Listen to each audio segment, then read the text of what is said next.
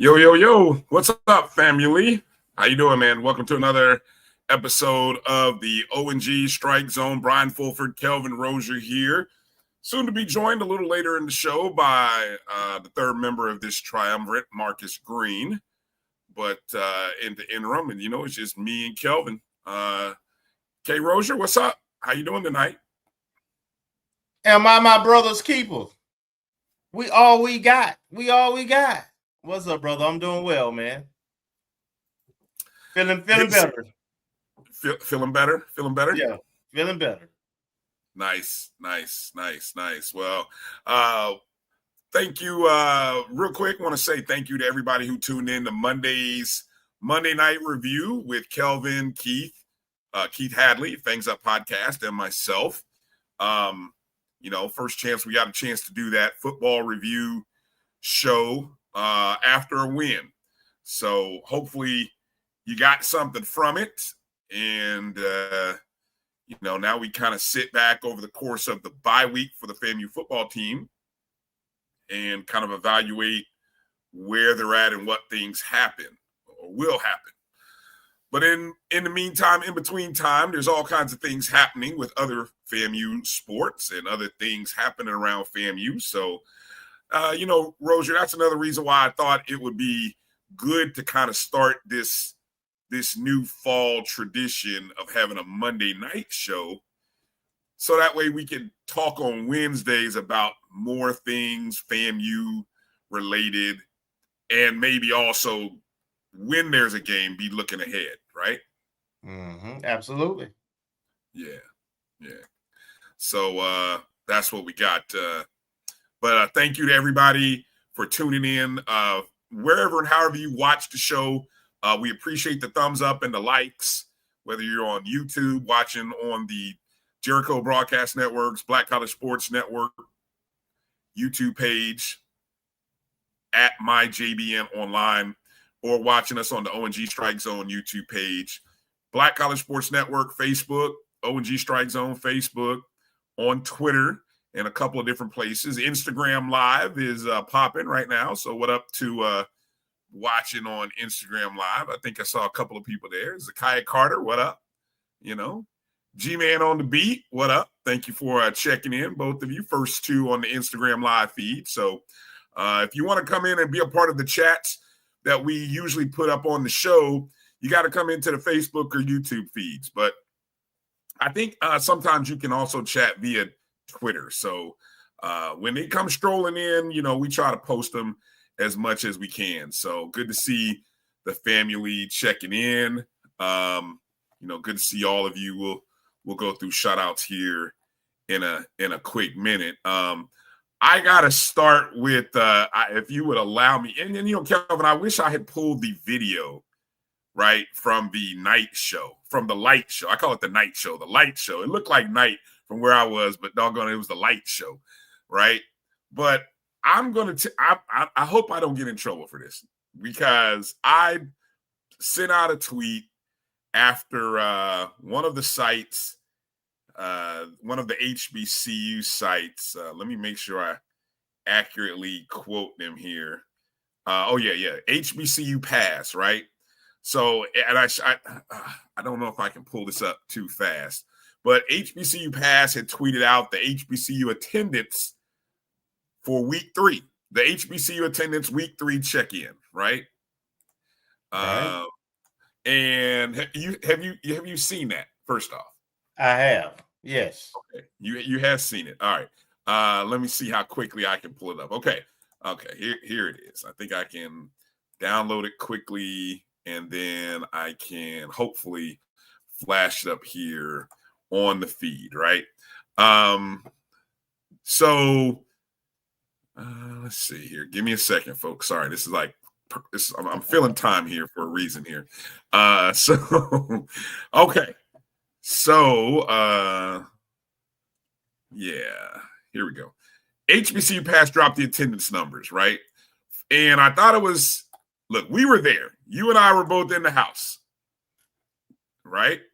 So, for sure, right? So when they dropped this, the attendance numbers, FAMU versus Albany State at 5, 14,370.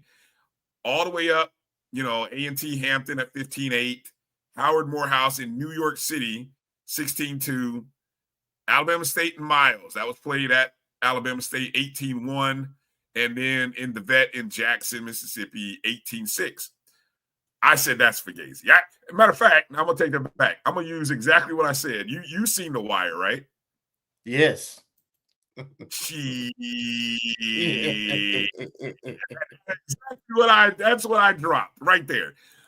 Because if you're telling me what I saw on Saturday night in Bragg Memorial Stadium to open this season was 14,370, then my eyes have gotten bad.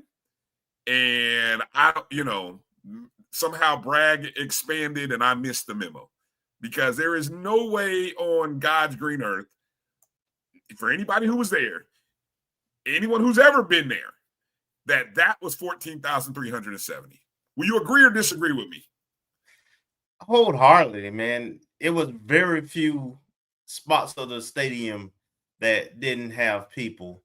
So we missed something somewhere, but the true number should have been closer to 18, probably 17.5.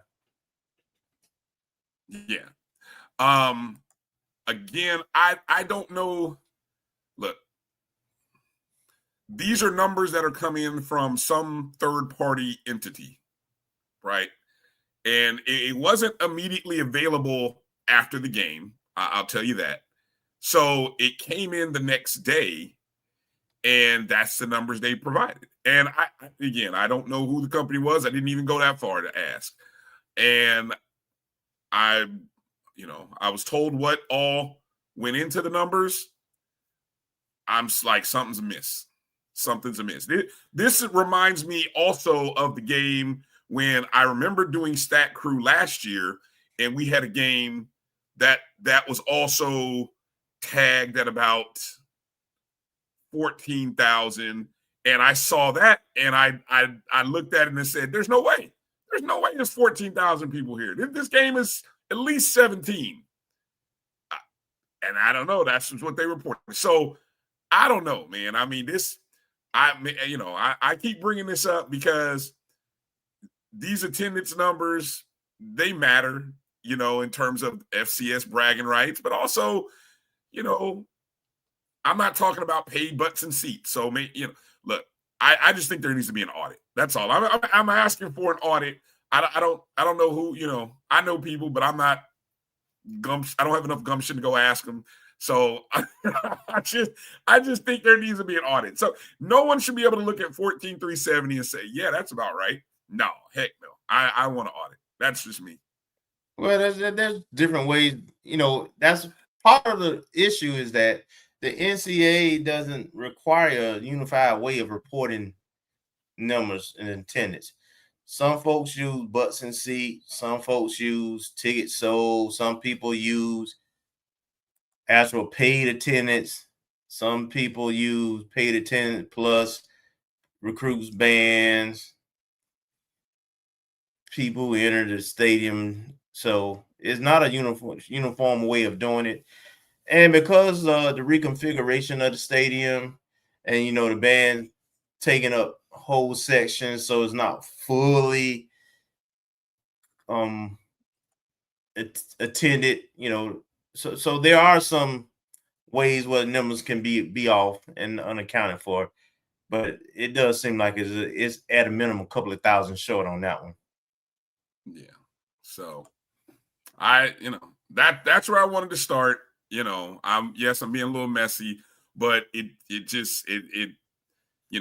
some of these schools on this list, I don't like being finishing behind them, especially in attendance battles, especially when that school at the top is struggling in their attendance after the first two home games. So I definitely don't want to be fifth. You got to be kidding me, And so anyway, all right.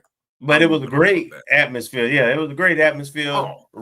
The Rattlers did what we do. We support our team. Yeah. And that was great to see. Yeah, definitely was great to see Rattler Nation. So many folks showed up. A great student crowd, great. And another thing, I don't know if we kind of hinted at this on Monday. I thought you hinted at this. I think you did. That the game day experience was better this game than the first game. There was a nice energy and flow between the DJ, the PA, and the band. Nobody was playing over each other. Everybody seemed in sync.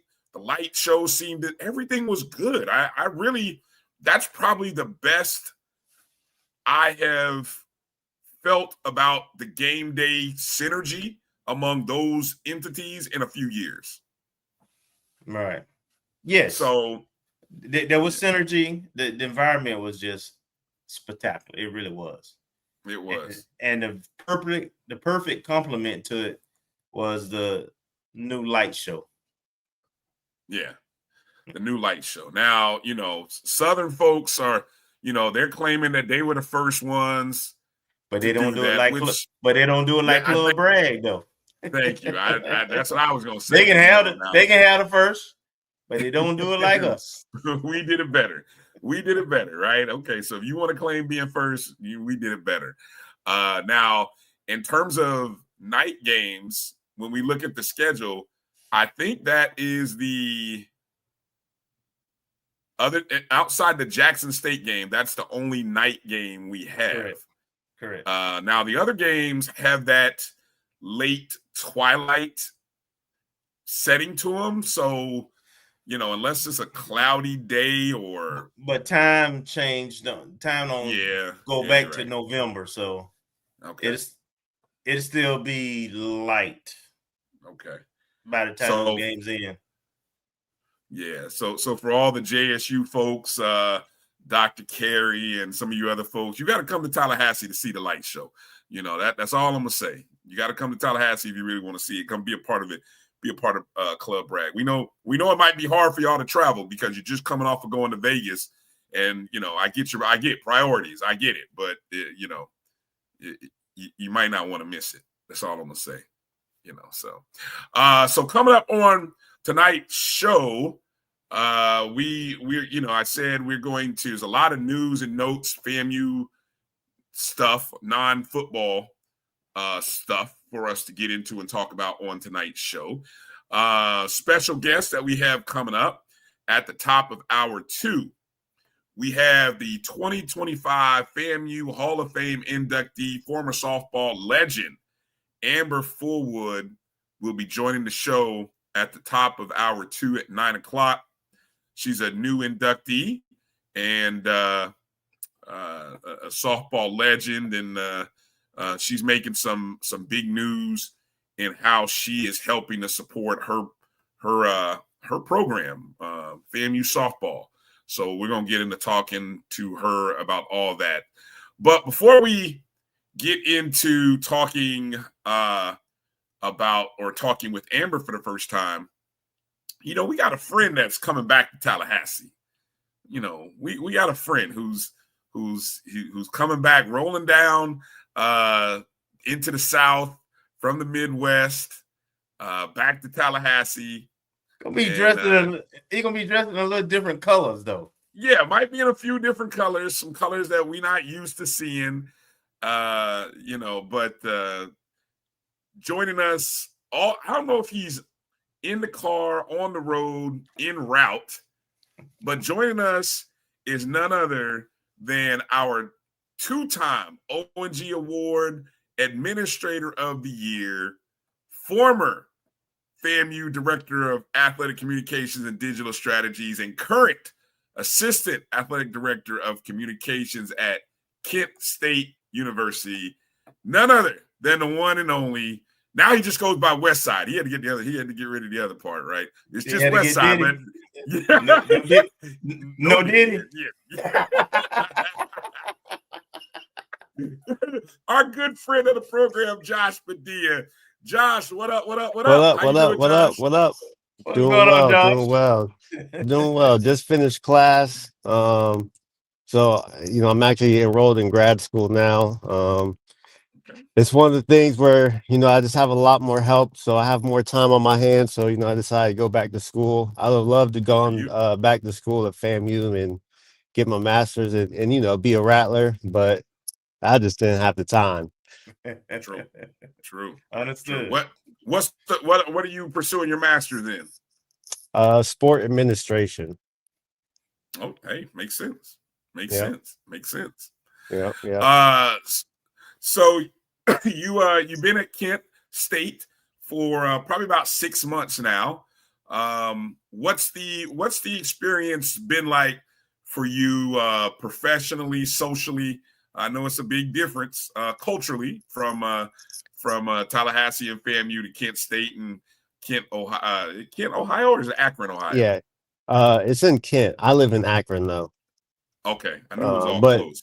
yeah, no, it's definitely a big difference. Well, one, outside of just like the resources, it's definitely a difference. Just like you said, culture. Um, being at PWI versus HBCU, it's just really big difference. There's no set Friday, right? You know, there you don't have that type of togetherness, I would say. It's just everyone's part of their own individual clubs and things like that. So it's a big difference. But this is, it's definitely just kind of more so was focused long-term career. If I was just focused on being somewhere where I had just a lot more fun on an everyday basis, I would definitely be down there because I was watching that game and that light show, and just the stuff I seen on social media. It looked like a lot of fun. I would have definitely loved to have been there. I'd love to have really loved to see that during the Willie Simmons era. Right. That would have been amazing for sure. But yeah, no, I know I was listening in and I hopped on when you were talking about the attendance thing. And it is somewhat kind of weird. Sometimes the number they give might be just based off scans only. Right. And every person in charge will have a different kind of calculation. Because I know there was one game where the reported number was much, much lower than what it looked like. I forgot what game it was, but it was during Willie's second year. My second year there. My bad, my second year. And I forgot what game it was, but there was definitely looked like a lot more people than what was reported. So it all kind of varies depending on who's in charge and what the calculation for formula may be. What does that look like at your school? What at Kent State? How is all that? How's all that gumbo put together in terms of calculating attendance? Well, I just get the number from the ticket office, but they have their own formula as far as how many band members, all the recruits. They include players, refs. Like, if you're in the stadium, like you're a number to be included in the attendance. Working in the press box, like taking it all in. Gotcha. Go ahead, Kelvin. Josh, we had an opportunity to text back and forth real quick. Thank you, first of all, for jumping in because it was kind of last minute. But of course. I thought about it and I was like, well, Kent State plays in Tallahassee this week. So you coming down, and in general, what's your role on the road when you travel with the football team? Yeah, so my role is, that's the main media contact. Just kind of posting the stuff on social media, but football has their own people that gets the content. They kind of just share it with me and I'll post it, or they'll post some stuff too. And then just doing some of the old traditional communication stuff, participation charts, press conference, a lot of the same things you did at FAM, just maybe it might be focused on a smaller number of things to do versus a larger. But not one thing I'm super excited. I've been reaching out to, former student workers, just friends. I probably have a list of about 30 people for tickets, and I probably could have gotten up to 50, 60, but I just I don't want to overwhelm the ticket guy with my list. Absolutely understood. So how long a commute it is from Akron to work? 20 minutes, not bad. Okay. Okay. And if what tell me one thing that has surprised you in terms of working at Kent that you may not have expected, good or bad? Um, well, I would say probably the passion that they have for both their basketball programs.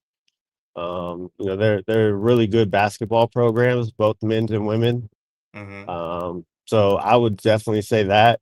And then also, I would say for the most part, I think outside of the size of the press box and like the president suite, Bragg is nicer in the sense that it's more modern. They have a much nicer video board, the field ribbons, the light show, all of that. Um, Outside, I know the main thing people complain about is the bathrooms at Bragg. I've never been in the bathrooms at Bragg. So I don't know, but I mean, I think Bragg is has a lot of really nice things about their stadium. Mainly, the video boards, Yeah. the ribbon boards, especially with the lights too now. Mm-hmm. That's something we do not have. Um, so yeah, that's something I was definitely kind of surprised about. Okay. And what's a I know you have more resources, so you have more time to do other things. But my question is centered around what are what you think your biggest challenge or something that you want to do at Kent? What's your number one to do list thing? Biggest challenge. I mean, really, the biggest challenge is just the fact that we're kind of in a smaller market, but we're so close to a big market in Cleveland that most of the media attention is going to be on the professional sports, Right. versus Right. Tallahassee, FSU, and FAMU rule the city. Right. Like that's the things to do sport wise. Mm-hmm. That's all the media attention is going to be there. I mean, you'll have three different media. You'll have two TVs. You have a beat writer who covers a team. Like what Gerald does, covering FAM is one. He's amazing at it. But that's something we don't really have here. So we kind of have to do a lot more. Try to do a lot more um, of that type of stuff. Mm-hmm. Um, just for our fans, because we don't get that naturally. Okay. It made me think about, you mentioned being so close to Cleveland. Is that, and it brought me, I live down in Orlando, and I know one of the things Mhm. that UCF tried to do is market themselves as Orlando's college town, or like Orlando's college. Mhm. Is that similar to, I mean, because I can't think of any other colleges in Cleveland per se. No major colleges, and obviously I know Ohio State kind of rules the state, but in Mhm. terms of the Cleveland area and the outskirts, do you guys try to promote yourselves as Cleveland's college, or are there other colleges you all are fighting for real estate with the Cleveland community? Yeah, I mean, Akron is also here, and they're right. They're a little bit closer to Cleveland. And there's Cleveland State, but they don't have. I don't believe they have football. Right. So they're really not too much. We don't really view them so much as a competitor, really. But yeah, Akron for sure. And I mean, that's they call that the school down the road because we're literally just 20 minutes away from each other. Um, and that's our biggest rival. But Youngstown State's not too far either. But yeah, it's mainly us in Akron for sure. Okay. Gotcha. And then when the MAC action starts up, of course, Kent State is in the MAC. Hmm. One of the more respected Group of Five conferences, where they have sort of built a niche in the midweek, the what is it, either Tuesdays or Wednesdays when they play Tuesday, MAC Wednesdays. Yeah. Yep. Yeah. What kind of marketing what's that in terms of like when you're sitting in those marketing meetings now and you guys talk about that? What's that like? Well, one, I mean, it's a lot harder to get people to come to the games for those games. And you're in Northeast Ohio trying to get someone to come to a football game on a Wednesday night at 7 p.m. in 30, 40-degree weather.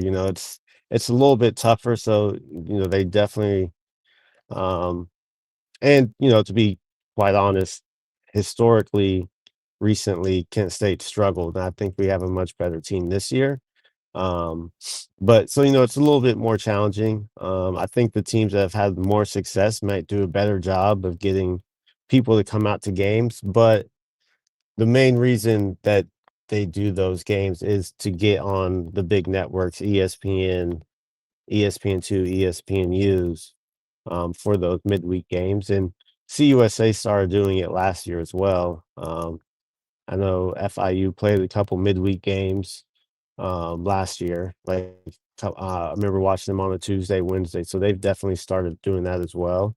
But it's definitely challenging to get anyone, and students have classes during those hours. Like our football team on a Tuesday, Wednesday game, they still have to go to class until like maybe 12 o'clock. So it's not like a traditional game day in a sense where that whole day you're focused on the game. They still have to go to class and things like that. Wow. Yeah, excuse me. I don't think going to classes, to noon is that bad a No, deal. no, It's but like It's yeah, not yeah, routine though. Athletes, coaches, they creatures of habit and they like routines, and that does change the routine. yeah. So Josh, how often are you able to kind of keep up with what's going on at FAMU? Yeah. Our Yeah, I team? mean, I keep up. I still text. Yeah, I follow the volleyball team. I text with Coach Gokhan all the time. I've watched I watched the Albany State game. I watched the end of the OBC. Mm-hmm. And I did not watch the FAU game. Good. you didn't miss none. Yeah, but no, I definitely keep up, man. Just because I still have relationships with coaches and players. So I definitely keep up all the time and talk to them. Okay. Nice. Well, hey, so you're coming. When do you guys touch down in Tallahassee? What's the schedule like when you guys make this big road trip? I'm assuming, obviously you guys are flying, but what's the So travel? we should. I'm not exactly sure what time. I think we depart at like 1, and then we get to Tallahassee around 3:30. It's interesting This is that on Friday. there's there's not a whole lot of full service hotels in Tallahassee. I think only the DoubleTree is, and the amount that they were charging, I think 2 nights for 1 night, just because of the demand. So the team is actually staying at a separate hotel, which is apparently a lot of teams stay outside of Tallahassee when they play FSU. I think I think they're staying in Crawfordville. I don't remember, but the support staff is actually staying in Tallahassee. So like I'm staying at a hotel in Tallahassee, but the team will be out, and then they'll usually arrive to the stadium about 90 minutes before game, 90 to 2 hours before kickoff, do their whole warm-ups and everything. It's not much different than FAMU, honestly. It's pretty similar, especially with any flight trip. You've been to a game in Dope, right? No. Oh, this is the first one? Yep, first one. And they renovated. Yeah, that's what I'm gonna say. Yeah, they've changed the stadium, and it's nice. It really is nice. Yeah, But yeah. Yeah, that's what I heard. Jim Henry with the Democrat. I just spoke with him earlier, and my bad, not Jim. It was Ryan Kelly with WCTV. We talked Mhm. earlier today, and he told me he went to the game as a fan. He says his cousin or uncle, someone gave him his club seats, and he said that experience was definitely really nice. Yeah. Yeah. And they doing some winning over there, boy. You talk about folks getting in at the right time over there at Florida Yeah. State. Yeah, no, they have a really good team. Castellanos, he's good. He's legit. Mm-hmm. And the game is a sellout, by the way. Yeah. Yeah. Yeah. No, it should be good. The only empty seats will be the ones that we don't have we didn't give any tickets away for. And I'm sure Right. FSU will probably take those back and sell them day of. Absolutely. Well, Josh, Coach Beal said, she's still after you for her tickets. She said text me if you want to come. Text me if you want to come. I there can you go. still See, put we you on look the out list. for you, Coach. Yeah, there you go. See, that's how we make it work for our coaches. There you go. All you gotta do is put that text through, Coach Beal. Man, well, look, I don't know. I was going to head to Daytona to go see an upset out that direction, but I don't know, man. I might need to come to Tallahassee. I don't know. I don't know. Just I let might me need to know. come up that way. You never know. You never know. All right, Josh. Let people. What do you say? I said I submit my list tonight. So. Oh, there it is. There it is. There it is. See. Hey, Josh, give you a chance to drop some plugs. Let people know how they can continue to follow your work, and et cetera, et cetera. All right, we lost freezing him. up. Yeah, we just lost him. His signal was running good. He was in the car, moving and everything. And then all of a sudden, we froze. We'll let the spinning wheel go for just a minute because maybe it'll click back in. He must have made it to Akron. He did say that's where he was going, right? Yeah. Hold on. There he is. Hold on. There you go. Let me get rid of that one. All right, go ahead, Josh. We got sniped. My bad. That's all right, though. Yeah, no, I was just saying, let me know. I submit my list tonight. So. Gotcha. All right. So for those, Coach Bill, make sure you get that text in. All right. Don't mess around. All right. Hey, let people know where they can find your work at, Josh, and give the plugs. And man, again, we appreciate you taking some time. We're glad that you're having success. Glad that you're back in school. And man, it's always a pleasure to have one of our award-winning administrators join the show, man. So go ahead and give those plugs. Yeah, you can just follow me, Coach Westside, and I think I would have been 3-time if I was here long enough. Oh yeah. Probably. But, maybe. Never know. No, but I appreciate y'all. Again, appreciate all the work you guys do and did while I was there too, because it just helps amplify FAMU. So. All right, Josh. Like I said, I'll see you Saturday. Hopefully, you'll get a chance to come to the field or something. Yep, I'll be down there. I have some of my old student workers doing some work for us at the game.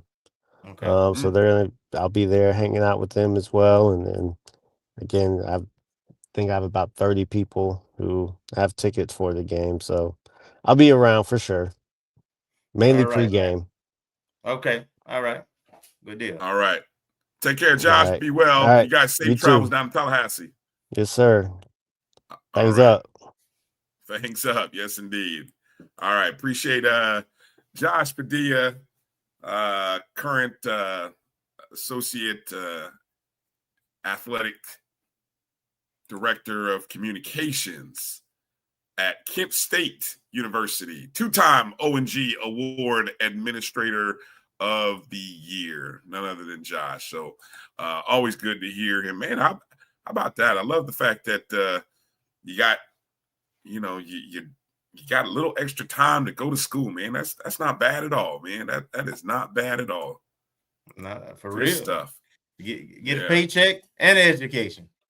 Exactly, man. Not a bad deal at all. Hey, we're gonna take our first break. Come back. get into a few bit of news. Try to run back through the shout outs because I know we didn't get to do that with you guys. So appreciate you guys tuning in. However, and wherever you're watching the show, hit the thumbs up and the like button. Yeah, it's always appreciated. You're watching the O&G StrikeZone right here on the Black College Sports Network. We'll be back in just a moment. This is the Dean of the College of HBCU Sports, Kenyatta Cavill of Dr. Cavill's Inside the HBCU Sports Lab with Mike Washington and Charles Bishop. Come mix it up in the lab where the course lecture is in session every Tuesday from 6 o'clock p.m. Central Standard Time on Facebook Live, YouTube Spreaker, or the BCSN app, as we discuss all things about the HBCU sports culture, including exploring the week that was in the sporting HBCU diaspora, as well as the upcoming week of HBCU sports. With me, the Dean, the College of HBCU Sports, on Dr. Cavill's Inside the HBCU Sports Lab with Mike Washington and Charles Bishop. Course lecture dismissed.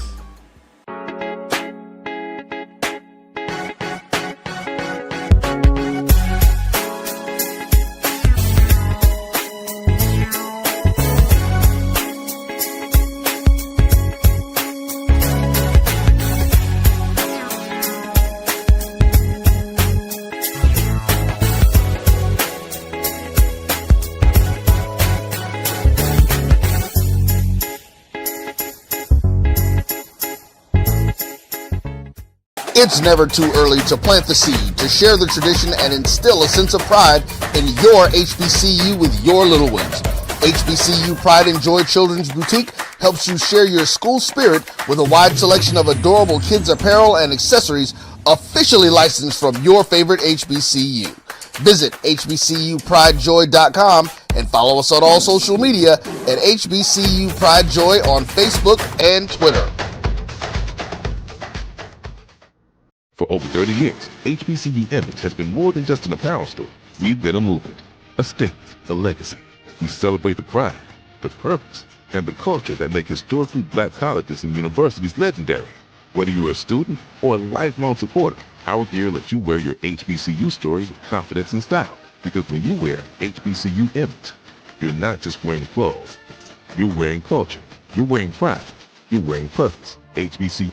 College football fans, the Cricket Celebration Bowl is celebrating 10 years of crowning an HBCU national champion. A champion will rise at Mercedes-Benz Stadium on December 13th as the MEAC and SWAC champions clash in Atlanta. Join us for championship football, interactive fan experiences, and iconic marching bands. It's an HBCU family reunion that you don't want to miss. See who will be crowned the next HBCU national champion. For event and ticket information, visit thecelebrationbowl.com.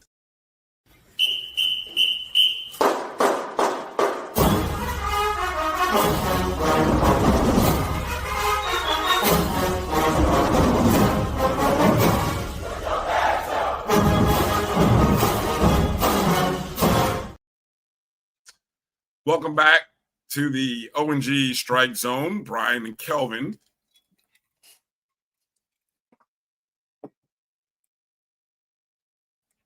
Sorry about that. Marcus Green should be joining us a little bit later in the show. And coming up at the top of hour 2 will be new FAMU Hall of Fame inductee, Amber Fulwood. FAMU softball legend will be joining us. Speaking of the FAMU Sports Hall of Fame, Kelvin, look what I found. Voila. Speak of it, and voila, it'll pop up. So found that nice little graphic pop up on Twitter. You saw it, you ain't seen it in the private chat? Nope. Missed it.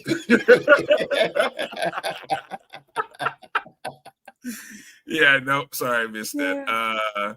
Well, you sent me to an Instagram page. I missed that. Hold on. Here, I'm gonna drop the link in the chat to purchase tickets to the event. Again, the event is Friday, September 26th at 7 o'clock in Gaither Gymnasium. You can scan that QR code there, folks, as well. Hold on, let me pipe this in there. Go ahead and talk a little bit about some of those names while I drop this in the chat for the people, Kelvin. Man, this is a great list. All worthy, of course. And some of the ones in Mike Smith, everybody knows Mike, who's been the AD 3 times on an interim basis at FAMU, responsible for the hire of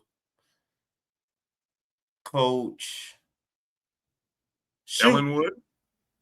Coach Ellenwood, Coach Shoot. He has eye for talent. And word on the street is there's going to be a very special guest in the house at his table. A very special guest. At Mike Smith's table? Yes. Oh, man, you got me wondering now. Wow, okay. Okay. But yeah, you can you can see there are amongst the Rattlers who will be there. You have 8 former student athletes, 2 former coaching greats, 5 persons who have been outstanding in their support of Rattler athletics. So what an awesome event. Shout out to Marvin Green, but not just Marvin, but all of the people who have a hand in that. Folks like the legend, the GOAT himself, Alvin Hollins, for example. And I'm sure there's some other names that I'm going to forget. But we had Marvin on the show last week, so hopefully you caught the show. If you caught the halftime show of our radio broadcast on Saturday, Marvin stopped by the booth during halftime of the radio show of the football game broadcast. So we continue to talk about this event much, and it's a great weekend too, because this is the Alabama State weekend. We're coming off a bye. They're coming off a bye. This is the first SWAC game of the season for both schools. A lot's at stake. So this is a great kickoff event for the weekend. And so you have all the more reasons to be there. So good stuff. All right. Hey, Bryan, you didn't talk about your Virgin Voyage as the play-by-play voice. How was it, man? I know I had people sitting around me who was listening to your voice at the game. Well, I appreciate that. Everybody who was in the stadium and tuned in. I love that atmosphere. When I go to games, that's what I want to do. Because I think we're all accustomed to watch. Most of us, we're probably accustomed to watching a game, but we're accustomed to listening to commentary from, radio broadcast TV people, right? So I hope that in watching the game live, myself and Albert Chester, we were able to kind of give you some good stuff during the game. It was good. I'd say it was about a good A product. We had a couple of hiccups, but look, it was some things that were out of our control.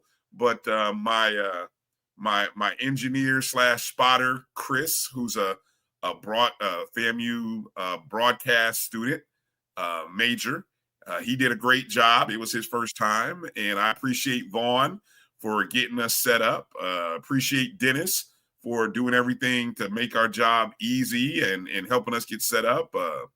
Albany State's SID was also very helpful.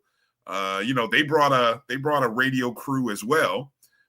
So they were right next to us. So it was real fun, man. I thought we did a good job. Good job. So hopefully everybody enjoyed it. I got one question. Yeah. Did you remember to give the scores and the time coming in and out of your breaks? I did. You guys tell me or tell Kelvin. I thought I did a good job. I think I did a good job keeping people abreast of the time, the spot, which way we were moving, right to left to right. The one thing, look, this is I'm going to say it, but it is what it is. My one pet peeve about the Bragg press box and press box area are the windows. The windows that were installed up there, and you've heard us talk about this before. The way the windows are set up, you almost wish you had a solid panel. Instead, we've got these like 4, almost like an eighth. Basically a big window and cut it into 4s. That's what we had, and then like 2 sets of those. And it was kind of like, so you're having to look like this, and you're having to look past the window pane. I wish we could just replace the window pane altogether and just have maybe 2 or 1. But other than that, everything else was wonderful, man. Everything else was wonderful. The setup is nice. They got a TV in there that we could use to watch replays. Appreciate Jeff and his team that came and kind of helped us get that set up, which really was, shows how old I am. It was a matter of just kind of pushing a button, but I didn't know. So thankfully they were busy trying to get set up, and I was like, hey, is there anybody who can cut the TV on?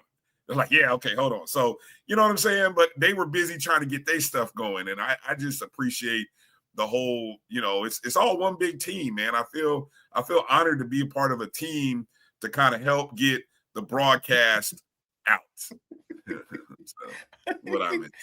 I'm loving that, Marcus. Shots fired. Well, Marcus, but I guess the only other question I like for sometimes the audience to get the behind the scenes look at things and how the sausage is made, so to speak. Yeah. Did you have to hit a button on the board to send it back to 96.1 during the breaks? No. So thankfully, that's what my producer, Chris. Oh, so you did have a producer. Okay. Yeah. We have an on-site producer because there are some breaks. There are some breaks that are part of the Rattler Football Network. Right. And then the radio station 96.1 Jams, they have their breaks. So essentially in every quarter, there's 3 breaks that you're trying to hit per quarter. First one goes to the Rattler Football Network, and the next 2 go to the radio station. And so, but anytime there was a timeout, we're trying to coordinate. That's the part you got to work on, because obviously television is television, and they're going to have a certain amount of time, and there are standard pre-agreed upon times, whether it be 3 minutes, 2:30, 3, maybe longer, depending upon where you're at in the game. So for the radio crew to try to be in sync with that, so that way we don't miss the action, you almost have to have less time than what is actually going out on TV. So that way, if they do make a change, you can adjust. So that's something that we have to figure out how to work. But 96.1 Jams, they had a station producer, I'm sure. Because, it's funny, when I used to be an intern in Tallahassee, right? When I used to work for what was then Clear Channel, I used to be that guy. I used to work in the radio station, the sports station in Tallahassee. Mm-hmm. And I used to be the guy on whenever Florida State was having a baseball game, I would work the late night baseball game, right? And so I can't even remember the guy who used to do the play-by-play for Florida State baseball on the radio. It's a well-recognized voice. But anyway, I used to – Gene Jekyll? No, it wasn't Gene. It wasn't Gene, because Gene did football and basketball. It was the guy who did baseball. He did baseball games. And I think he also had a show. He also had a radio show there at the station. But he would do the baseball games. And so I'd have to know how to push the button for the breaks. And then, of course, after everything's done, then I got to send it back to programming. And I tell you, man, there were some times when you got to pay attention. Like, you can't just sit there and be reading a magazine and paying attention. Otherwise, you end up missing breaks. And it's not a hard job because it really is an automated system. But if you fall asleep, you gotta be paying attention, right? You do have to pay attention just a little bit, right? And, what they used to say in radio, oh, it's so easy, a monkey can do it. Yeah, but if that monkey fall asleep, boy, you're gonna catch some bullets the next day. So yeah, but why didn't we interview Quinn? Well, okay, so James, this is what I'll say. Most of the time when you listen to radio broadcast of a football game, you sometimes have an on-field reporter, right? Who you'll go to during the game, and more importantly, who will be on the field to catch that halftime interview, that post-game interview, because obviously we're up in the press box. And so if there's nobody on the field with a microphone, how are you supposed to get that interview? So I will tell you, we did not have that, and the Rattler Football Network has not had that for the first 3 games, but that will change with the Alabama State game. I'm not going to say who, because that's not my job. I can't do that, but I will just tell you our ability to get an interview from the field will change upcoming for the Alabama State game. I think I'm safe to say that. I hope I don't get in trouble for saying that, but I'll tell you that.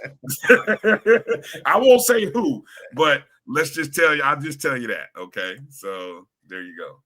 Bryan, y'all don't have nothing to do with Swag. Y'all don't have no overlay or anything to do with the Swag TV production, right? Explain it, because I see a lot of questions around that. So no, we don't. So here's what I'll say, how the SWAC TV thing works. Obviously, we have a production team, right? We're very fortunate to have a very good video production team. Jeff and his team, they know Bragg well. He knows Bragg. He knows the ins and outs and where everybody needs to be. And so that's the in-house camera crew is who provides the video feed for SWAC TV. Now, the production company that manages SWAC TV, they provide the announcers. So I know Stan. I didn't even know Stan was there until I went back and listened to the replay, because I didn't see Stan. It's crazy. That's how crazy. I didn't see Stan, so I didn't even know Stan was there. But Stan, and I forgot who the other guy was. So that is contracted by the production company that runs SWAC. Yeah, the conference essentially. So they provide that. But for example, if you saw SWAC TV in the volleyball, that's our FAMU in-house feed. Obviously there was no audio commentary, but that too may one day change as more and more as a little bit of time passes. And I'm sure there'll be some additions and things like that'll happen when they get to basketball season. But the only thing I know that was trying to be worked on is taking our audio feed, matching it with the video, so that way when they start to maybe pub out some promotional videos and clips, that's where you may hear my voice over top of mine and Albert Chester's voice over top of the actual live game footage. So that's okay. Yeah. All right. I don't know. What's my catchphrase? I don't know if I feel bad because I missed the orange helmets down. I got a great tutorial on the orange helmets down from I ran into Bull over at Kenzie's tailgate. And so they gave me a little history on the orange helmets down, right? Mm-hmm. And so I promise I will make sure to you know what threw me off the game? It was first game, man. Everything moved so fast. And I was trying to get situated with where I was. I totally missed it because we didn't get the ball first. And I think that long Albany State drive just threw my whole thoughts off, because I'm like, damn, they had the ball for what, 10 plays, then doggone 5-6 minutes to start the game. By the time we got the ball, man, it was like, okay, man, we're in go mode. There was a couple other things I missed that I'm kind of kicking myself that I didn't do, but I'll do better next game. I promise, guys. All right. Yeah. So, all right. Well, appreciate everybody again for tuning in and listening wherever you listen, whether you were listening in your car or online in the stadium. Appreciate you, and we'll continue to get better every week. But let's get ready to go to our break, because coming up, we're going to talk to soon-to-be FAMU Sports Hall of Fame inductee, but she is a Rattler legend, especially on the softball diamond. Amber Fulwood is going to be joining the show here in just a second. If you got any good questions or you got some nostalgic thoughts, drop them in the chats, and we'll get a chance to talk to Amber about any and all those things coming up on the other side.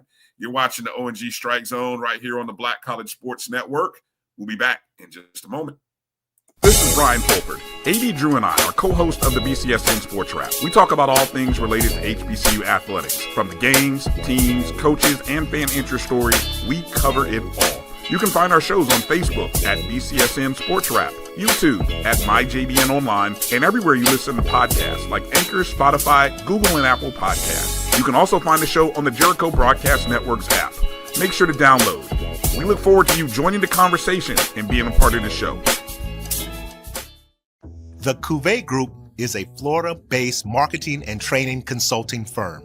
We help businesses communicate to their target audience and engage them in conversation. We also help to expand their audiences, which will ultimately result in growth for those organizations. In addition to being a certified constant contact specialist, my colleagues and I are also certified in John Maxwell Leadership Principles. We use these proven principles to conduct workshops, training, and private coaching sessions for individuals and companies looking to take things to the next level.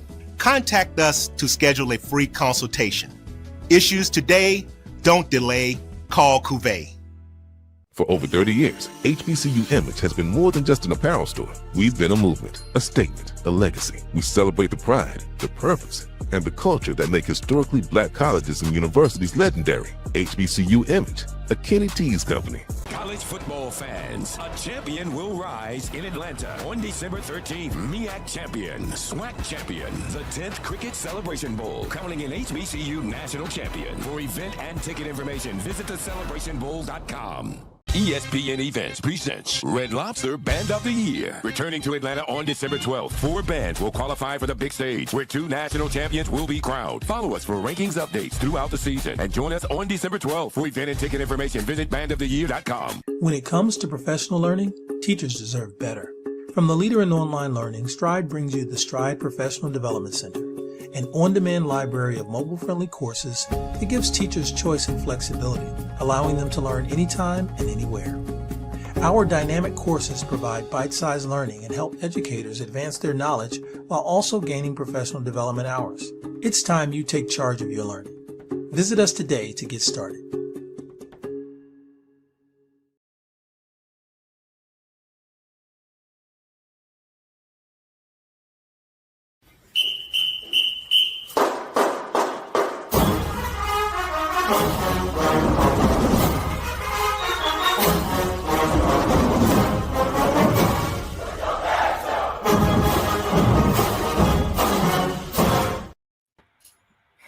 Welcome back to the O&G StrikeZone. Bryan, Kelvin, and joining us right now is a 2025 FAMU Sports Hall of Fame inductee and a FAMU softball legend.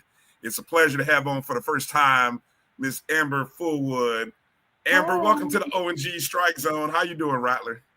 I'm so excited to be here. How are you guys? Doing good. Glad to have you. We're great. Yeah, glad to have you on. First off, congratulations on your induction into the class of 2025. Let's start there. Yeah, let's start there with when you got the call. What kind of thoughts and emotions? What did that mean to you to be thought of to be an inductee into the FAMU Sports Hall of Fame?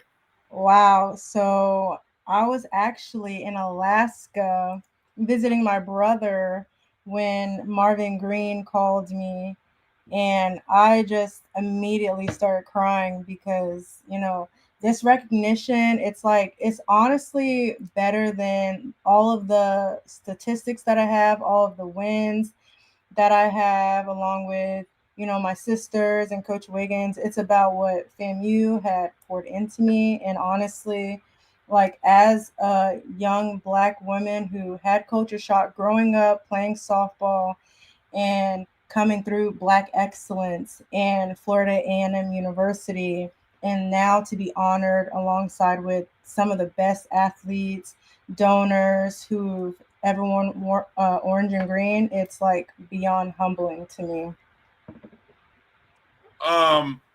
It's funny you talk about those accomplishments on the field with your teammates. What, talk a little bit about that, just that culture shock of coming up through softball. I found that kind of interesting. You talk about what was that like, and for people who are not familiar, where'd you grow up, and kind of give us a little of your story on your path to FAMU. Of course. So I am from Tampa, Florida. I grew up in a neighborhood where Black people were not the majority. So it's like a small town called Land O'Lakes, like just north of Tampa. And my dad ended up putting me in softball, and I was probably one of 3 Black girls on the team every time, which is normal. And so I ended up transferring to a school in Tampa called Chamberlain High School. And that's where I first experienced my first culture shock, being around a bunch of folks like me, educated folks like me, even on the softball team, seeing a lot of brown skinned girls like me who were actually really good. Like, I actually won states while playing at Chamberlain. I pitched in a state championship game. That was my junior year. And so that ultimately is what gave me the deciding factor to attend an HBCU. So I started looking, I canceled out everybody. I had scholarships from FSU, Florida Gulf Coast. Like, I canceled everybody out. I was only looking at HBCUs. So, yeah. That's awesome. That's awesome. Yeah. I was talking with Iria Young earlier, and obviously one of the major accomplishments of your playing career was being a part of the last, and I think I have this right, the last 4-time MEAC champ. I mean, 4 for 4. I mean, I know Coach Bill and the girls would love to be able to get there, right? But I mean, right now you're sitting as the last one, part of the last group to do it. What was that run like? How do you put that into words when you think back on your playing career? Honestly, like, I just bow down to Coach Wiggins. Honestly, like, she built such an incredible foundation on the softball program at FAMU, and me and my 5 sisters, they call us the 6. We got that name after, but we followed that tradition. And when you buy into that tradition, you quickly realize, like, it's more than just softball, it's more than just the game. She taught us what it meant to be Black women in this world, how to stay firm in this world, how to carry yourselves. She was very strict, very poised on how we carried ourselves around campus. And we ultimately, we bought into that on and off the field, and we took it seriously. We came in and gave all of our efforts during practice, during games, all the traditions Coach Wiggins had for us, even when we went off to the MEAC tournaments, playing in all the conference games, especially Bethune. That was probably my favorite conference play when we played Bethune, because, there are rivals, but it was like a little playing that we did back and forth, trash talking that we did back and forth. And it's so crazy going into the MEAC conference and you lose. And so going into the championship game, you have to beat the other team, that your opponents, twice. And every single time we ended up having to play Bethune-Cookman. And obviously we came out on top. And I used to do this little joke. I used to go to the Dollar Tree and buy these tiny little trophies and leave it by their dugout before each game. Like, that's for you. I'm just letting you know it's coming. You know, one time Coach caught me and she's like, Amber, that's not what we do. You leave it out on the field. And I'm like, all right, you got me. But you know, it's honestly crazy to experience that and to be the last class to do that. And also, we're the only class to ever do that. All the other classes had 3 or 2 or 1. So we're the first and last class to have ever done that on FAMU campus. Beautiful. Congratulations. Definitely, I said, worthy of being in the Hall of Fame with those kind of stats. Go ahead, Kelvin. I love the petty with the trophy, the Dollar Tree trophies. Sorry, Coach. that is so Rattler-like. That's the fun of it. It's the fun of it. So talk about your foundation. You reaching out to Coach Bill and trying to do this fundraiser. Just talk about that. Yes. So the Amber Fulwood Softball Foundation actually came out after the Hall of Fame announcement came out. And so a lot of people may not know this, but I was pregnant my senior year. And so coming out, I speak to that because I want to speak into the importance of being an alumni and pouring back into your university. And I just really never had a chance to really focus in on that a lot. And now coming to realize, and me still being a young alumni, I want to pour back into FAMU because of everything that it's taught me, everything that it's given me. So FAMU deserves that, especially the softball program, and seeing how I came up in the softball program. And this foundation has passion, it has purpose, it has a lot of commitment. Like the girls are still using an old shed that's probably like a 2x2. So that's the first thing that I want to give back, is raising money. It's $5,000 for a brand new shed to store equipment at the softball field, which I think is very deserving. Like the girls got turf now out there. They got a new nice batting cage out there. And the field needs some revamping for sure. And it's really important to me because it's personal now. And so I just want to be able to continue building the legacy, and obviously using my name and pouring back into something that is very special to me in my heart. I want to give everything back and give them everything that they can. So we're starting off small with the shed, and we've been raising money for sure. We're almost there to our goal. My goal is to have that plus more by next week, by the time the induction comes. So there is a whole list. I spoke with Coach, the current head coach there. I have not met her yet, but I'm so excited to meet her next week. She seems like she's very serious about bringing back a lot of the traditions and the foundation that Coach Wiggins had. And I love what she's doing. I love what I'm seeing so far, and just bringing back all those resources, especially for young Black women in this field. So uplifting the history and the culture. So that's the mission, and that's why it's important to me. I love it. I love to see younger alumni getting involved early.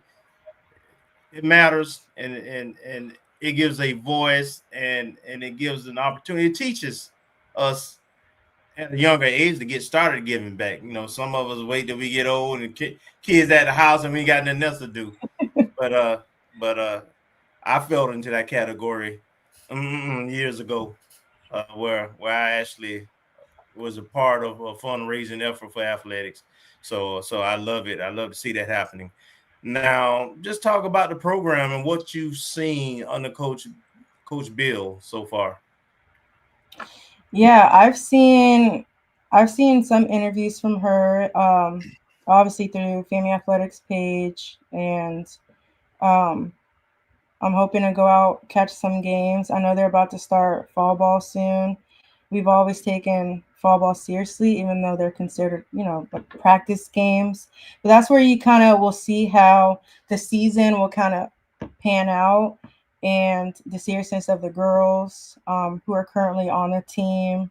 And hopefully everything that she's doing now between their practices, their strength and conditioning, hopefully that shows on the fields. There were a lot of things that I did while I was there that kind of helped us shape us on the field. Like we did reaction time. We had a team psychologist, study hall, taking that seriously too. Taking your academics seriously is number one, because Coach Wiggins did not play. Seems like Coach Beal does not play the radio either. From what I'm seeing, I've heard all positive things about her as well.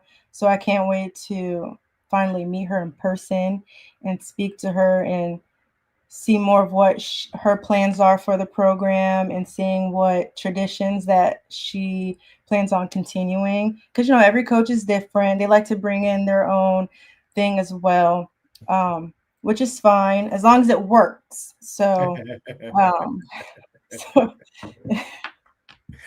So it's talking to me about you throwing out the first pitch at the Rays game and how that came about and what was that experience like? That was insane. It was awesome to be recognized by my hometown, and we had a couple of FAMU coaches there as well that got recognized. The head men's basketball coach and the women's head basketball coach was there.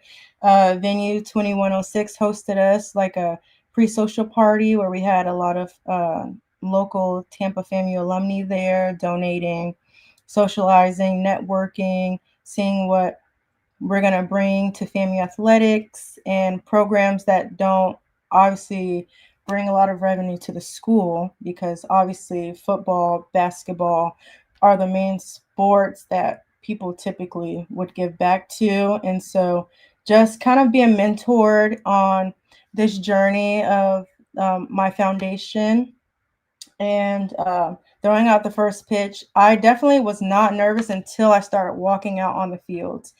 Like walking out on the field, I'm like, I just don't want to rip my pants. I don't want to fall. Most people are worried about throwing a ball in the dirt, and you're worried about ripping pants. No, and honestly, and my dad's like, you need to go out there and throw the ball a couple times. I'm like, when you got talent, like you just got it. Like you don't need to practice, just relax. So at least I made it across the plate. He's like, you better stand on that mound too. You better not scoot no closer. I'm like, all right, I got you, So you got to show off that arm. So yeah, that was an amazing experience. And then to see Coach Wiggins come and be here, and my sorority sisters, my friends, my family, everyone came into town for that. I was just honored and humbled and felt the energy. It was an amazing experience. They gave me a jersey with my last name on it, a Rays jersey. And my daughter was able to be out there on the field with me. And I can't believe it, but she's about to be 8 now. So that's also insane. Playing pregnant with her and then seeing her out on the field with me, being recognized for something that she experienced with me. She don't know it, but she did. She really motivated me to keep going for sure. What was her response? Yeah, that's what I was going to ask. Did she look at you like, Mama, you were a big deal, huh? Yeah, I don't think it registered to her yet. Right. But I tell her, I'm not putting no money into no other school except FAMU, so you better get ready to be up in Tallahassee. For real. Hey, we have the link up also for the I was just gonna say we had a link up for the foundation for those who want to give, and you can also text 71777 FAMU Athletics to do so. There we go. We want to make sure, because again, your goal, as stated, is to have all this money in the pot by next Friday when you get inducted, right? Yes. So let's get to giving now. Click the link for sure. Anything helps. There is a whole list of things that Coach Beal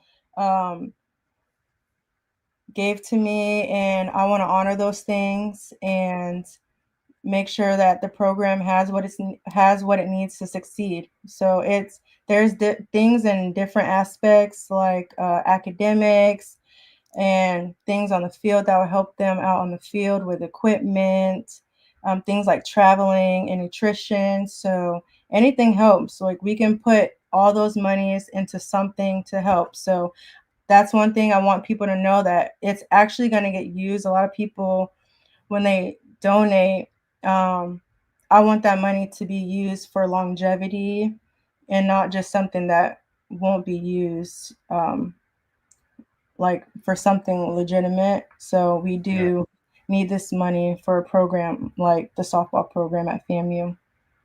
Absolutely. I want to go through some of that just to let people know what those items are. Again, of course, you heard Amber talk about the shed, right? The large storage shed. The goal there, try to raise that 5,000 to get that there. But then you have facility enhancements, from anything from the locker rooms to the bullpens, the batting cages, the dugouts, the field padding. All of those things are improvements that Coach Beal wants to try to have done. How about the technology and player development tools as well? It's and of course, for many of you, you caught Coach Beal at the 220 Club earlier today. She talked about a lot of. She talked about this on our show last week. So I love that Coach Beal is out there. She's making sure that the message gets heard in multiple places. The travel and nutrition support, so that the team has the best nutrition for the recovery and things of that nature. And then, of course, the updated training and game equipment stuff as well. And I love the fact that, as an alum, we got to make it, no matter whether it was old alums like me and Kelvin or younger alums like you, we always try to make it better for the next group. You know what I'm saying? There were alums who tried to make it better for you, and now you're trying to make it better for the next group. And that's what it's all about, right? Brian, Brian, you old, I'm young. Yeah, you keep lying to yourself. Okay. Yeah, when I was playing at FAMU, we were wearing old jerseys, like everything old, and I'm just like, what is going on? As soon as I left, all new stuff, Nike, turf field, new batting cage. I'm like, really? Wow. Well, you know what? I love it because it's going to be better for the next who comes in, and I just want that to keep going. So the first time I actually saw the new batting cage, I was like, if we would have had this, like, man, look, right? Right?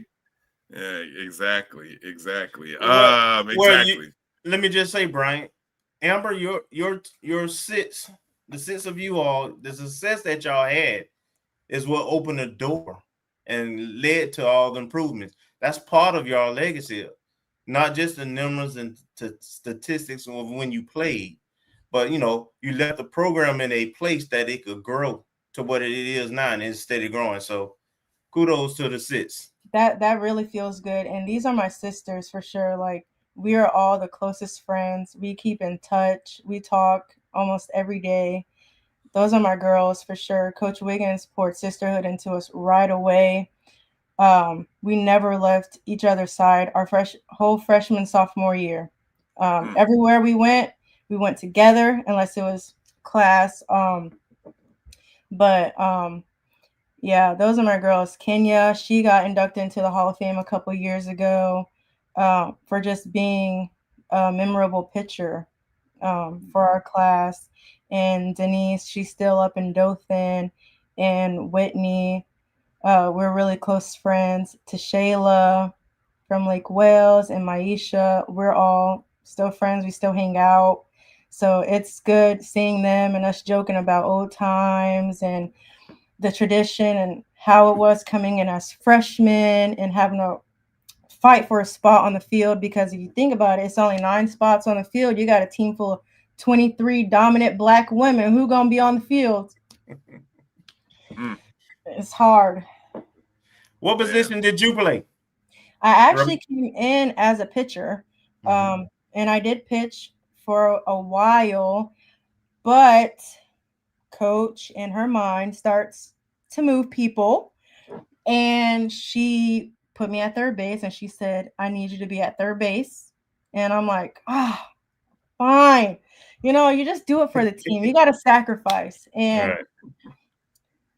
she put me at third base, and I never left. I fell in love with it. I love third base. I love the hot corner and being behind Kenya.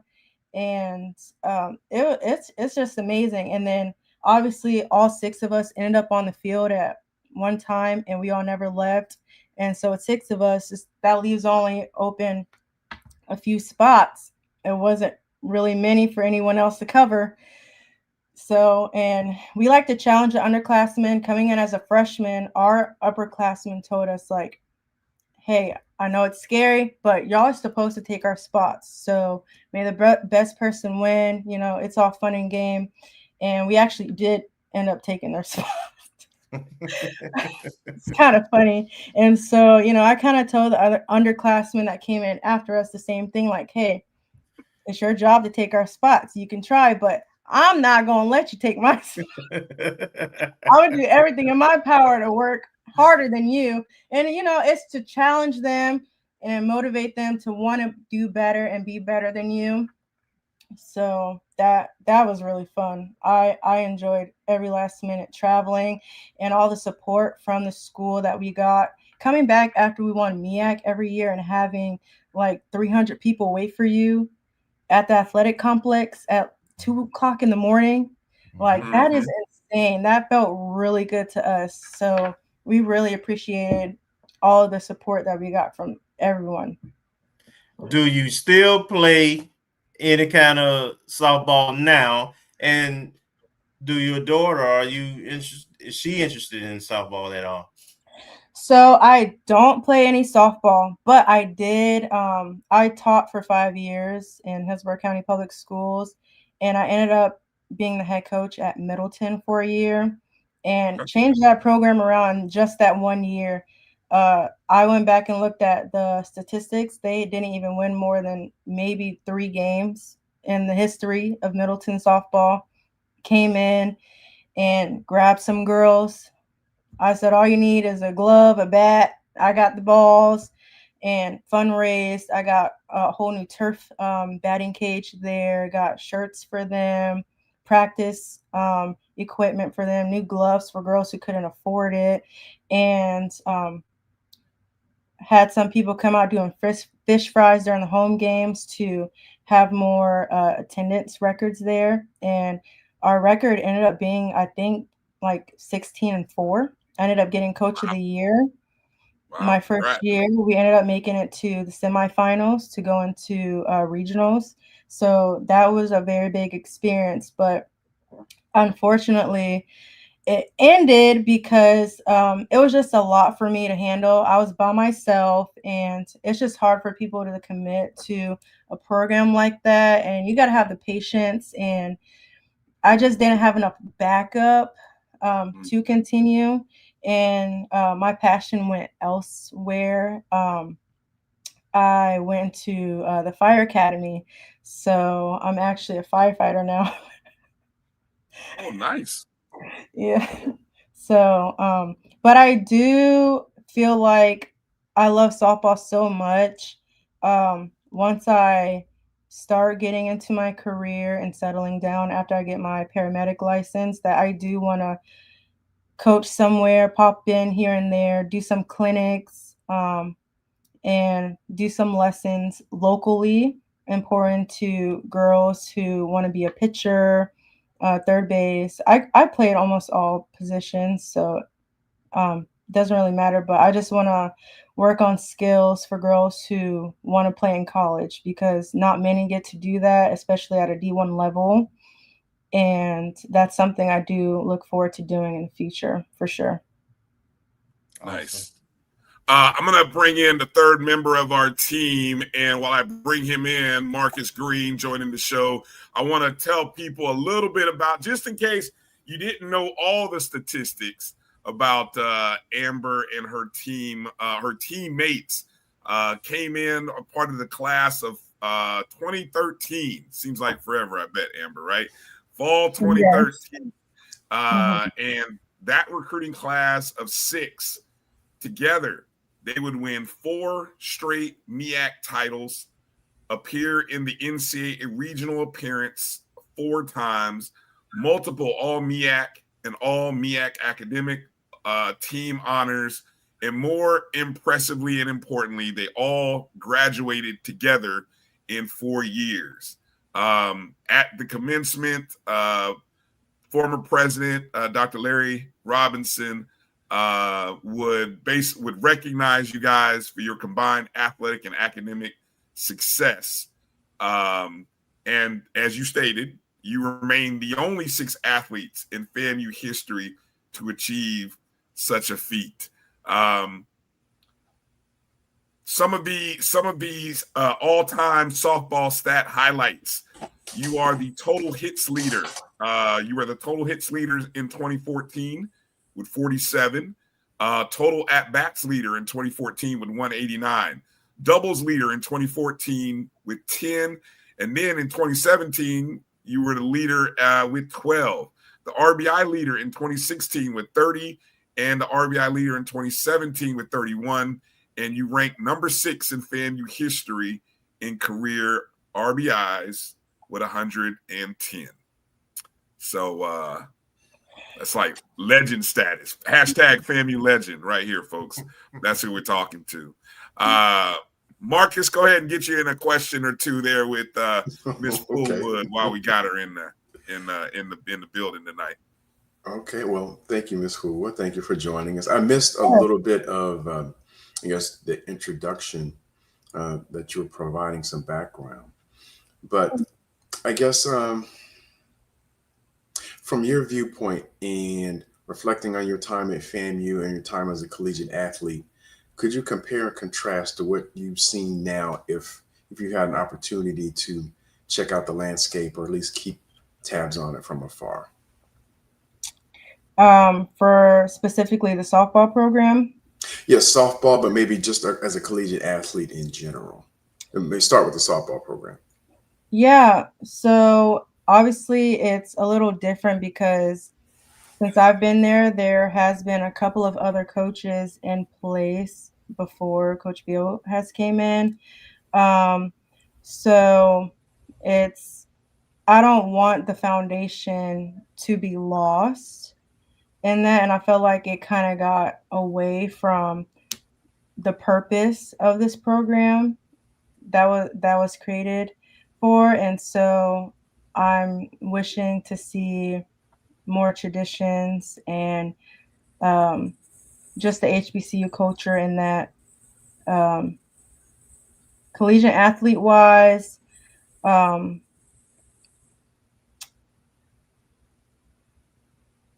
As far as softball, the sport in itself, or all sports in general?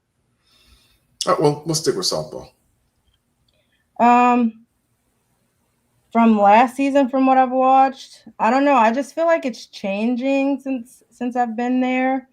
I haven't been in person to many games, but I just feel like we just need more of a representation of making more of an impact to girls who want to come in to play softball and giving girls more of an opportunity to come in and play softball. Like I said earlier, it's really hard to come in and play at a collegiate level as it is already, and recruiting and where you putting your money and how much scholarship monies you're getting. So I just feel like coaches need to give girls more of an opportunity to come in and show their skills and what they can do and how they can make an impact on any program. Okay, all right, thank you. Hey, Kelvin, you got any last questions or anything that you wanted that we maybe didn't hit on that you wanted to hit Amber with? I would like to know, Amber, what's your favorite memory? And I know it's hard at FAMU because you had and it don't have to be a softball moment, by the way, but because I hear your passion about the whole culture and the life-changing relationships of being at a HBCU, specifically the #1 public HBCU, impacted you as well as it did us. So just talk about your experience at FAMU and some of your favorite moments. My experience at FAMU, I wish I could go back, honestly. Honestly, go back to 2013, 2014. Honestly, my best memory probably was freshman year, because that's kind of where you learn how to carry yourself. You get away from your parents. You think you're grown. You're doing what you want. And then also coming in as a student athlete, you also have to remember you're there for a reason. You're on scholarship. You can't get in trouble. Everybody, if they see you, they already know you Coach Wiggins' kid. So and they will snitch on you in a heartbeat. But yeah, my favorite memory probably is staying in the dorm, staying in the dorms with my sisters. Us just singing in the bathrooms and hanging out, doing bonding activities with the team. Those are my favorite memories that I would wish I could go back to, and seeing all of us now and how we've all grown into our careers. And looking back, seeing us then, I was like, wow, like if I could just tell my younger self, like, you're going to be okay, like there's nothing to worry about, I really would. But yeah, just building friendships around campus. I wish we could have attended more Set Fridays, but Coach Wiggins had our schedule. We had practice during the time of Set Friday. Oh, genius move by Coach, right? Genius move. So, yeah, just bonding with my sisters is my favorite memories. But freshman year, for sure, I think that's where we all got the closest, especially after winning MEAC. And nobody didn't think we can win all 4 years, and we made it happen. And so we're like, who's going to be next? We waiting for the next ones. And I really do want another set of girls to do that. I really do. Okay. I want to let people know again the FAMU Sports Hall of Fame enshrinement ceremony. Oh, hold on. Is Friday, the 26th. Yeah, 26th of September. I got to get these dates right because the game is on the 27th. So Friday the 26th at 7 p.m. in the Jake Gaither Gym, where, again, Amber, as well as 7 other former student athletes, will be inducted, along with 2 coaches and 5 other contributors to FAMU Athletics, all going in to the FAMU Sports Hall of Fame. And, I know, Amber, one of the things that we had, I think it was last year when we talked to Marvin, is one of these days they're going to start doing teams. And we've kind of always talked about teams being, because, it's great that individuals, but you're a team sport person. A lot of our inductees and a lot of you guys are team people. And it's like one of these days it'll be really cool to be able to induct teams. And I got to imagine whenever they do that first inaugural teams thing, what I don't know, what is there? Is there a name for the 6? Or is it the 6? I don't know. What is their name for you guys, your class? Yeah, they call us the 6, and Okay. You'll know who they're talking about. It's the only 6 that made history on FAMU softball's campus. So, right, the 6. So whenever they do have that team Hall of Fame component, I gotta believe that the 6 will be the first group. One of the first groups. They may do one of those things where they have like 5 different team groups, but the 6 has got to be part of it.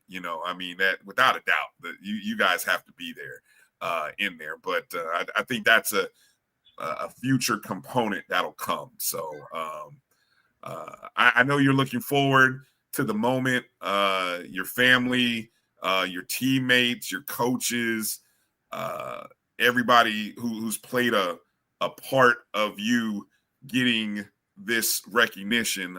So I want to get out the way and just let you kind of express your thoughts and shout out to whomever you'd like to at this point.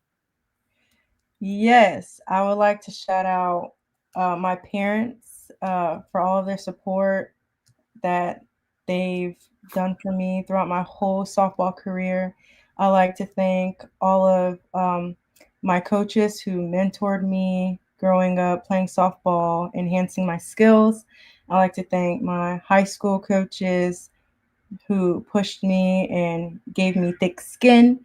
I like to shout out Coach Wiggins for building a legacy and for allowing me to be by her side throughout all these and us breaking records for her. We were in, I believe we were in Puerto Rico when we broke her 700th win, her career win. So that was amazing. I like to shout out my softball sisters. I love them forever.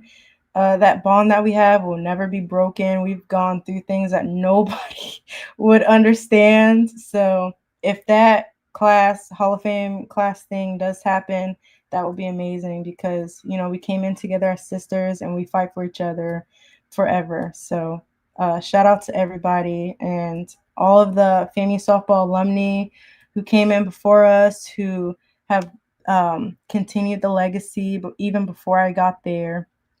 Yeah, I just want to thank everybody and to Florida A&M University for making me the wonderful person that I am and giving me a reason and the motivation to pour back into it and want to do more for that community and for Black girls like me. Well said. Well said. I think we are proud to be alums with you, proud to get to know you and meet you here. You always have a spot here on the O&G StrikeZone. So whenever you got something that you want to share with the family or, you know, you always got a spot. All you got to do is reach out and boom, we'll have you on the show or share whatever you need to have shared. You know, you're a friend of the O&G from here on out. So thank you. And again, folks, please, if you can, get out. Make sure, first off and foremost, make sure that you guys you lock in and that you make your dollars heard here. You can support the Amber Shanae Fulwood Foundation here and FAMU softball. You can text 71777 and type in code FAMU Athletics 9. Or the website, the link there. We'll put it back in the chat room again. We'll retweet it. But as Brother Kinsey said, we're trying to hit 25 G's by what did he say in there? Was it this weekend or next Friday? Next Friday. Next Friday. We're trying to hit that 25K by next Friday. So when Amber goes up and receives that green jacket, you know, we want to make sure that she can say, hey, you know, thanks, you know, FAMU, we've raised that plus some. So let's make it happen, Rattlers. You know, because we know we can make it happen. We can make anything possible when we set our minds to it. So yes, indeed. Amber, it's been a pleasure meeting you. I hope to get a chance to meet you next weekend, either at the Hall of Fame induction or either the Saturday afterwards. I look forward to meeting you. And congratulations again to you, your family, your teammates, your coaches, and thank you for your support of FAMU softball. And I know Coach Beal and the team, they're really excited to have alums like you being a part of this drive. Thank you guys so much for having me. I really enjoyed all of you guys. And yes, everyone watching, please donate. We must have this shed by next week. Amen. Amen. All right. Amber, be well and safe travels up to Tallahassee next weekend. All right. Thank you. I look forward to meeting all of you in person. Thank you. All right. Bye-bye. Take care. Bye. Ladies and gentlemen, Amber Fulwood, 2025 FAMU Sports Hall of Fame inductee, part of the Six. And that is awesome, man. That is awesome. Yeah. What a great interview. Yeah. Awesome stuff, man. Good stuff. Appreciate you, Chuck, and everybody else for tuning in and checking out that. Learn something new every time we do these, learn something new every time. Let's take a break, come back, and now that we got Marcus, we can kind of hit into, we can see what Marcus wants to talk about for the last few minutes of the show. And I know we still got some other news, man. We got FAMU's making news, basketball's making news, volleyball's making news. Everybody's making news. So we got a lot of stuff to get to. Hang tight. You're watching the O&G StrikeZone right here on the Black College Sports Network. I'm pushing buttons. We'll be back in just a second. You're looking for the latest information on Southern University sports, the Southwestern Athletic Conference, and HBCU athletics. There's only one place to go. Tune in to the Carlos Brown Show, exclusively on the Black College Sports Network. Planning an event? From weddings to corporate functions, CMJ Events LLC brings over 15 years of experience to make your vision a reality. Based in Metro Atlanta and serving statewide, even internationally, we provide versatile event planning and authentic catering cuisines tailored to your needs. Whether it's pre-game meals for student athletes, fundraisers, weddings, corporate functions, CMJ Events LLC is your one-stop solution for exceptional service and unforgettable food. Our diverse culinary heritage means we cater to all cultural tastes, dietary needs, and food restrictions, making every meal uniquely yours. Let's make your next event unforgettable. Visit us on all social media at CMJ Events LLC or email us at cmjeventsllc@gmail.com. Also give us a call at 404-664-3882 so that we can start planning now. College football fans, a champion will rise in Atlanta on December 13th. MEAC champion, SWAC champion, the 10th Cricket Celebration Bowl, crowning an HBCU national champion. For event and ticket information, visit thecelebrationbowl.com. Since 2002, Empowerment Resources, Inc., a nonprofit organization, has empowered more than 1,500 youth and adults in Duval and surrounding counties. Through its programs, Journey into Womanhood, Girls Mentoring, Life Skills for Teens, and parenting education coaching. To get involved with programs, volunteer, or donate, visit www.empowermentresourcesinc.org. Follow us on social media, facebook.com/empowerment.resources and instagram.com/empowermentJAX.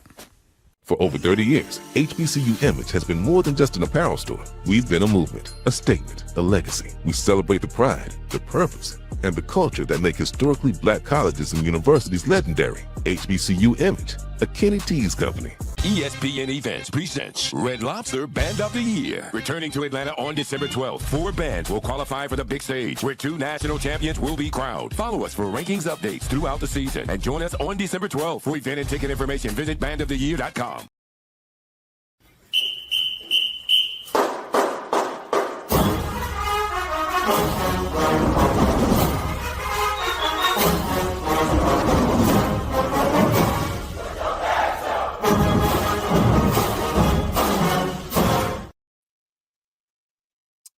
All right, welcome back to the O&G StrikeZone. Bryan, Kelvin, Marcus, everybody's all here.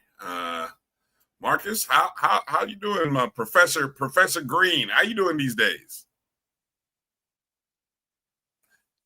You're on mute. Yeah, I'm doing pretty good. Hanging in there. Yeah, everything's going pretty good. Yeah, getting in the swing of things. All right. What are you teaching the young people these days? Inferential statistics. Oh, Jesus. Yeah. Just give me the L. Yeah. No, it's not that bad. It's not that bad. The hell with it.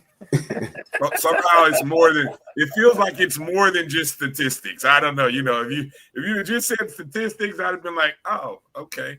Like, batting averages and that kind of stuff. But no, he said something else. And it's like, what? I don't even know. But over my inferential statistics. Okay. Next level. That sounds worse than it is. It sounds worse than it is. Okay, Mm-hmm. let you tell it. Let you tell it. You know. Let's see. All of the things that are going on with FAMU these days. I feel like before we kind of hit into any of the sports stuff, we gotta make mention of. Hold on, let me get my bearings right. We got to make mention of this. Let me make sure I hit the right graphic here. Is it this one? Yeah, there we go. This piece of news that was released just recently. Florida A&M University ranked the number 1 HBCU in the nation by niche. So the honor places FAMU at the pinnacle of over 100 HBCUs nationwide, surpassing esteemed institutions such as Alcorn State, who came in second, and Howard University, who came in third.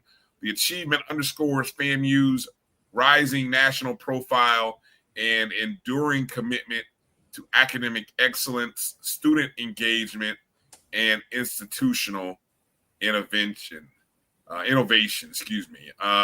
Florida A&M University is honored to be ranked number 1 on Niche's 2026 list of best HBCU schools in America, said President Marva B. Johnson. This recognition, based on student reviews, is a testament to our unwavering commitment in providing a high-quality student experience and living out our motto, excellence with caring. So just in case you're not familiar with who Niche is, they are a respected platform for educational rankings and student reviews. All right. And they awarded FAMU an overall grade of an A-, which was the highest among HBCUs in the nation. And this top tier score reflects the university's growing strength across a wide range of academic and campus life categories, such as student life and dining, faculty and athletics, diversity, and housing. Housing, of course, has been a major improvement, of course. Previously, it was a C. And, of course, FAMU has gone through recent residence hall construction and expansion, including 2 new state-of-the-art residence halls that opened up this fall, increasing the overall on-campus housing capacity from 2,684 beds to 3,379 beds. So how awesome is that, man? Bring back Gibbs. Anyway, that's needless to say, good stuff all the way around. And also, I think FAMU also ranked number 2, according to Niche, in best Greek life within the state of Florida, and number 11, best Greek life in all of America. So, okay, that's pretty good. Yeah. And that, again, that's not HBCU. That's Greek life in Florida, the state of Florida, and with major campuses. Florida State, Florida, UCF. That's big time. And then number 11 in America. Well, just do the math. So, shout out to the Divine Nine and the organizations themselves. So, good stuff. Anything you guys want to add there? No, it speaks for itself. We always been trendsetters, and we still are trendsetters. I just want us to get our title of largest enrolled campus back at some point. As we increase our inventory and our capacity, new dining room, second dining hall expansion happening that should be open next month. We've got our infrastructure in a place, in a situation where we can really start considering academic enrollment strategy for the next 5 years. You know, it ain't something that you just do nilly-willy. There's got to be a plan behind it. But hopefully in that plan is to grow, because there's also dollars behind that. There's a lot of good reasons to continue to grow in this span. And we got, with us doing so well in athletics and academics and with the facilities we now have, the timing is right. We got to capitalize on it, along with the culture and everything that's happening. Mm. Yeah. Any other I was looking for any other university. Speaking of the university related articles, did you all see the article? Kelvin, talk about the article of and I hope you posted this because this came out today. There's an article about a particular statue that that is apparently going to be unveiled at homecoming, if I read the article correct. Yeah, it's on the script. But since you asked, thank you. There's a statue that is going up. It's been in the works for a while now, and my FAMU high classmate Lawrence Humphreys, the youngest son of Dr. Humphreys, and in his group, have fundraised to be able to spread the cost from the university of having this statue, but they'll be unveiling the statue next month during homecoming week.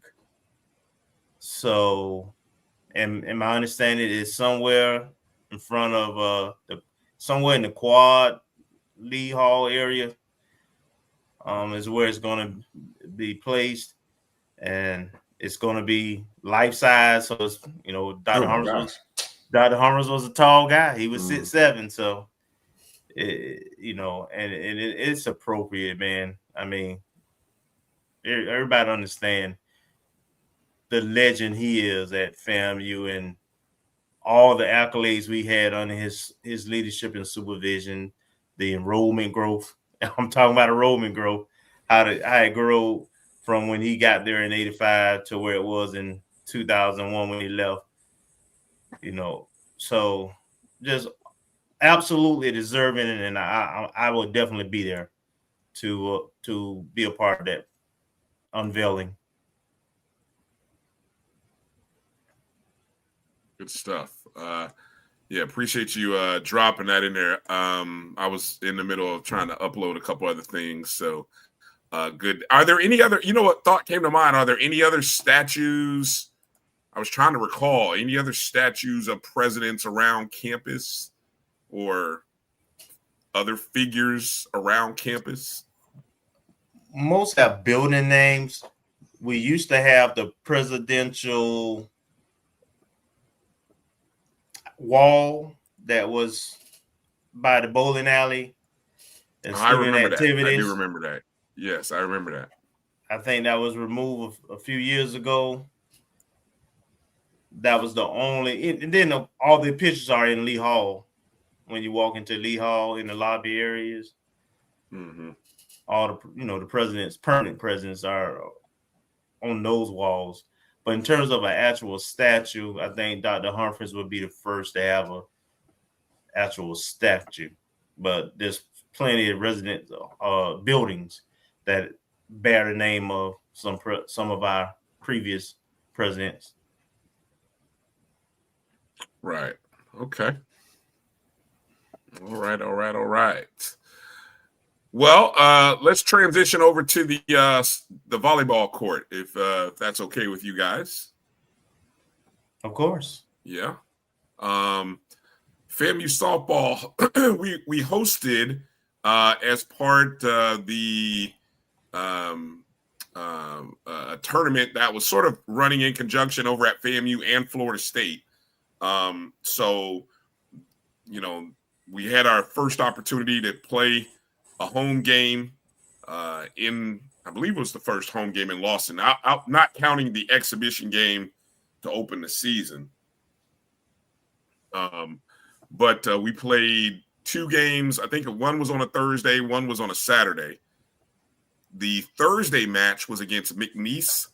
They don't call themselves McNeese State anymore. I think we all grew up with them as being McNeese State. But they're out of the Southland Conference. And we actually had to go 5 sets to beat them. We 25-22, 11-25, 25-21, 21-25, and then we beat them 15-9 in the 5th and decisive set. FAMU was led by a double-double from LaDonna Trantham, who registered 14 kills and 11 digs. Yaricel Rodriguez also had 9 kills to help the attack on the defensive end. Ruxandra Flores, I may have messed that name up. Yeah, you did. Yep. I have to check my phonetic pronunciations there. She chipped in with 27 digs, and we also had 7 blocks from Farah Farouk in the contest. Let's see. So after that first match, the Lady Rattlers on Saturday took on Georgia State. I actually got a chance to watch a couple of the sets by the time I actually got to Tallahassee. I came in somewhere in the middle of the 3rd set. We lost the first set 25-19, came back and won set number 3, 25-19.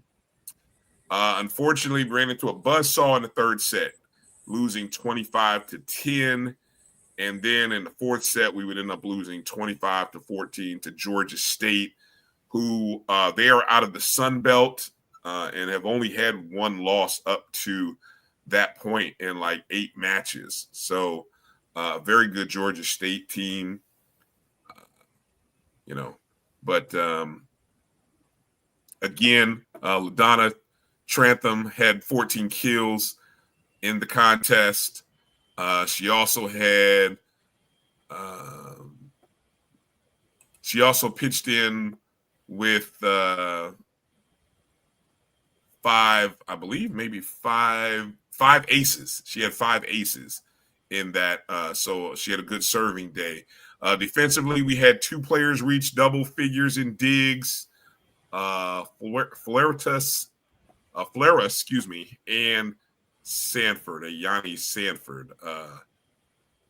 Ruxandra had 17 and Ayani had 10. All of which, when we talk about the SWAC players of the week, it led to a particular recognition for this young lady right here. Mm-hmm. There she is. Yeah. A true freshman earned a Newcomer of the Week honors, co-SWAC Newcomer of the Week honors with her 28 kills over the weekend, averaging 3.11 per set while hitting on 93 total attempts. She also had a total of 18 digs, which averaged out to 2 digs per set. And she had 3 blocks as well. Yeah.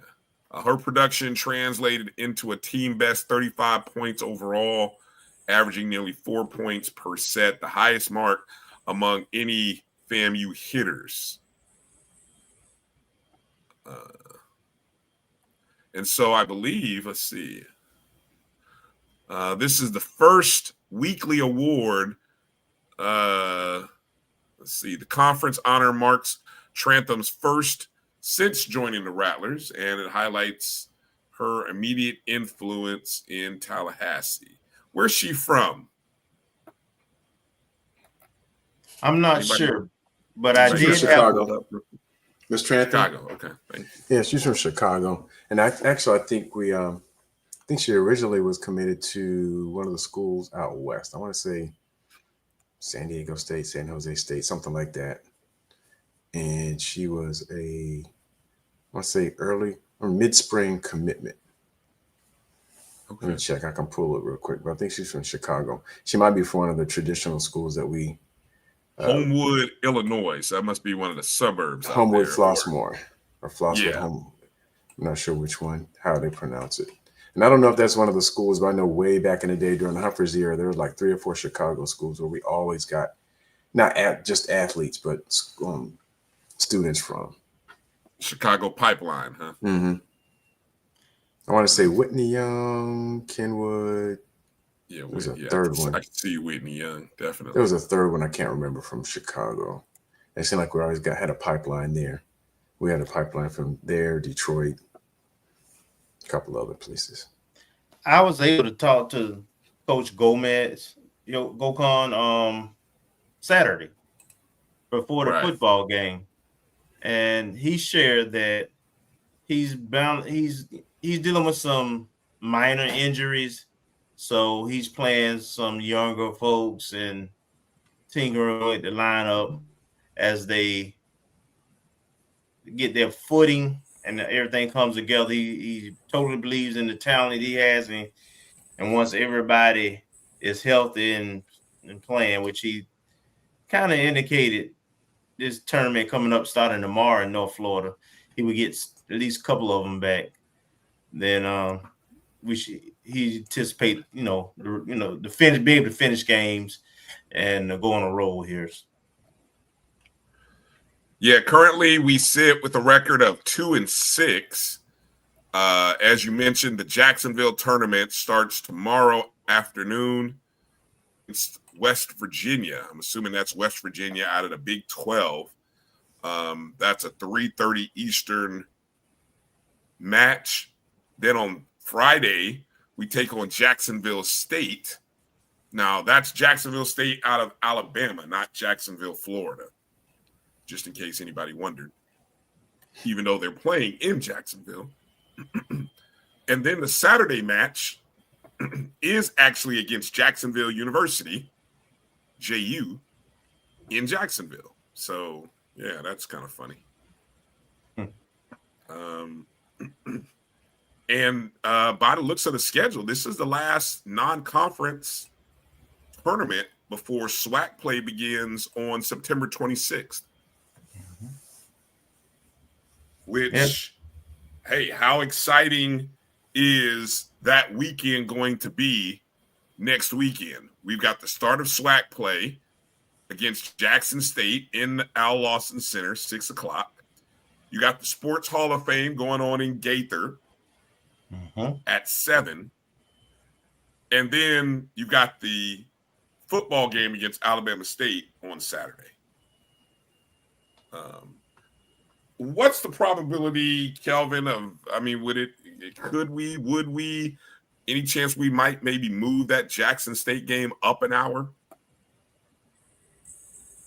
to maybe a 5 o'clock start, just to give a little buffer time so that match, which traditionally those matches against Jackson State, you go back and look at them, they're usually 4 or 5 set matches, just so that we're not bumping up against the Hall of Fame. You know what I'm saying? If the Hall of Fame ceremony is supposed to start at 7, I'm speculating here. I'm just wondering.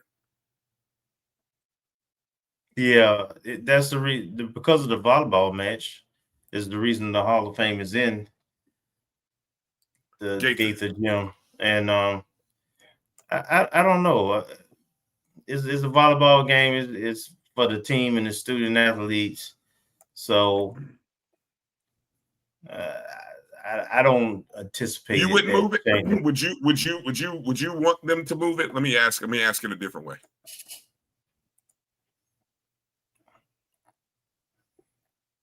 I don't know. I'm fine with it the way it is because the crowd's going to be different. Of course, the ones who getting honored, and there are some local folks who being honored. They won't be able to participate in both, but you got to take in consideration staffing and some other things also, where people will be having to support all these events along with the vendors around campus for home games, and there's some others student events. That's a set Friday day. So it's a, no matter where you put it, it was going to conflict with some things. So there'll be enough people around that people can support each event. As I looked at the way this season has started for the volleyball team, and after what I saw the other day, this start of the non-conference reminds me of the season 2 years ago. A team that had started with a conference with a non-conference record that was a little less than what the previous year was. But then the previous year was a team that was backed with Conference Player of the Year, Dominique Washington, a 2-time SWAC championship squad. That team was just a little bit different, right? And you lost a lot of people. I think that team might have lost like 7 or 8 players. What did the volleyball program lose last year, Marcus? Like almost 10? 9, I think. Yeah, 9, 10. Yeah. So I don't know. It feels very similar, and I hope that they are able to kind of find their footing this tournament, because hey, SWAC play starts the following weekend. Yeah. Oh, I mean, we're fine. We're very competitive in all these out of conference games. I mean, we've got 2 5-setters we lost and 1 5-setter we won. Yeah. We're not getting swept. I think we only have 1 sweep, maybe 2. So, we're competitive while we're getting healthy and while we're getting familiar with each other. So we're in a good spot. Yeah. Okay.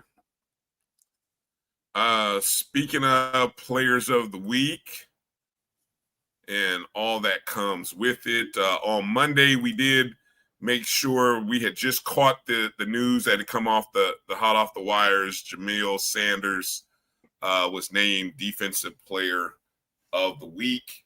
We talked about that a little bit on Monday's show, but I just wanted to, just in case anybody might not have heard the news, Sanders had 6 total tackles, 4 solo, a sack, 2 tackles for loss, and a pass breakup. So had a heck of a stat day. He did. Yeah, very active all over the field. Yeah.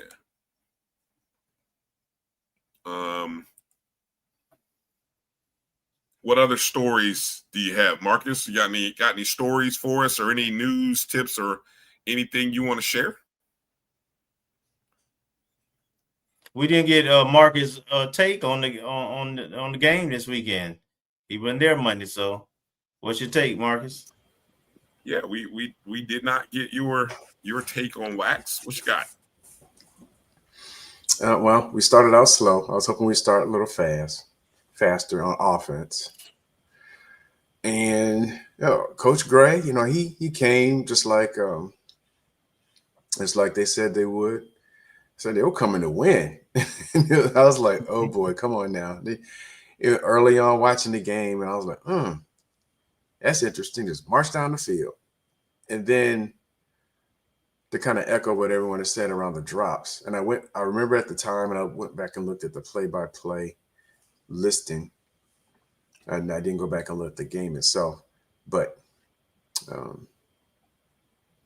we were matched on our first drive. We were going down the field, and we had a drop on 2nd and 5, and then on 3rd and 5, an incomplete pass. So, and that, from what I recall, I have to go back and look at the replay. That drop would look like a catchable ball, and we were basically at their 30.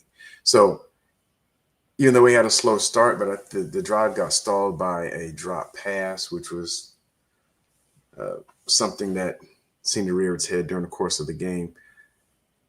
And overall, I gave my grades. I don't know if I remember them, but overall, the offense took a while to get heated up. The defense, I noticed we started some folks, like we started Stantavia Smith. I think he's a transfer from UAB, but he actually played, I want to say, in either Thomasville or Thomas Central High School a couple of years ago, and we recruited him out of high school. And one of the transfers at starting defensive tackle, and like Kelvin noted, we had,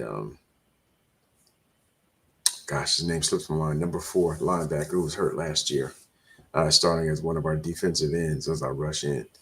So it looks like we had a few people coming in and getting some playing time, but it was looking a little shaky. I was getting worried up through the first half, and then we started moving the ball, and Petty had a good drive, so I was pleased about that. And then in the second half, just seemed to take off, but we could never pull away completely. It's like Albany just kept just enough, but the defense seemed like it stiffened up a little bit from the third quarter and into the fourth until they kicked a field goal and got a touchdown. A lot of penalties. Didn't like that either. I thought we had done well the first couple games, and then some of the specter would raise his head from the last couple of years in terms of just like ridiculous penalties. So that's going to have to get cleaned up from SWAC play. And I hope that the last 2 weeks against FAU and Albany State gets us ready, and may have been a beta test for Alabama State, because they're looking good in terms of hitting on all cylinders and being able to put some points on the board, which more or less has been their Achilles heel the last couple of years when they've had top 5, top 10 defense in FCS.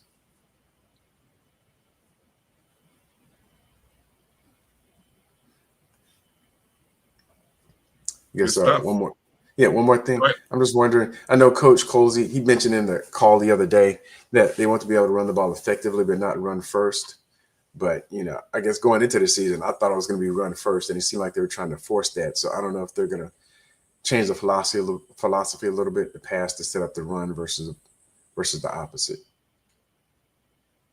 Because we've had decent run games, but it hasn't been like, I guess coming into the season, I had expectations, or real or imagined, that our run game was going to be like what we saw versus Bethune or Alabama A&M, and it hasn't been that. So I don't know if we're going to pass to open up the run or what it's going to look like.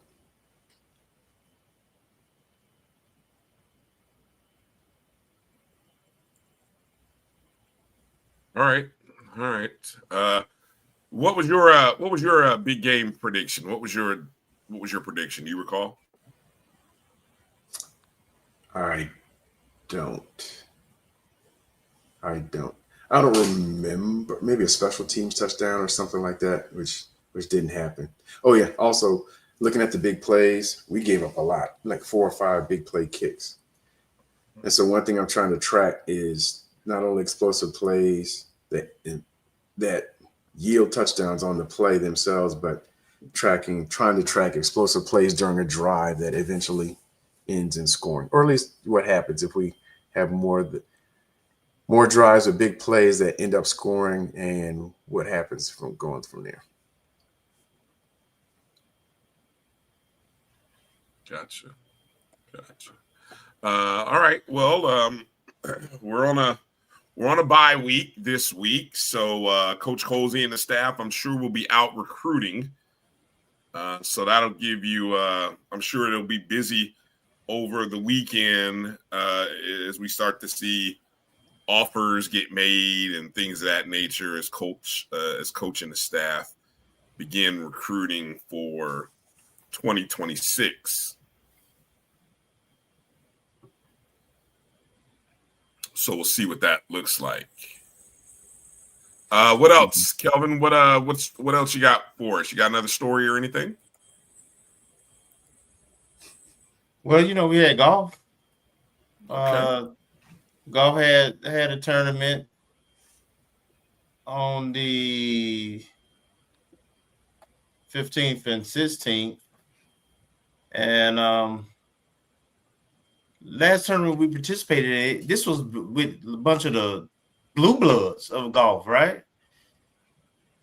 We were competing against FSU, the Oklahomas, all the big boys and all the service academies. And our last tournament we was in.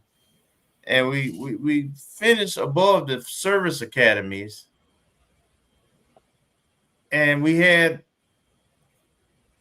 a golfer that was literally in the top 10 for the first 2 rounds, and then round 3 is where the team kind of tailed off a little bit and fell a little to the pack, but still it was pretty balanced, and it was a very competitive and impressive showing, I thought, considering the field we were going against. Again, those they put a lot more money into their programs. They got a lot of professional golfers doing well now, and for us to be in that tournament and to be competitive in that tournament, have a couple of guys in the top 15 for a couple of rounds. I mean, Coach Rice is doing big things. And then there was an article that came out that the Capital City Country Club, which is right around the corner, it's on the south side. It's the closest. It's probably closer to campus than Gaither is. Well, they had, when the tornadoes came through, it tore a lot of their scenery and everything.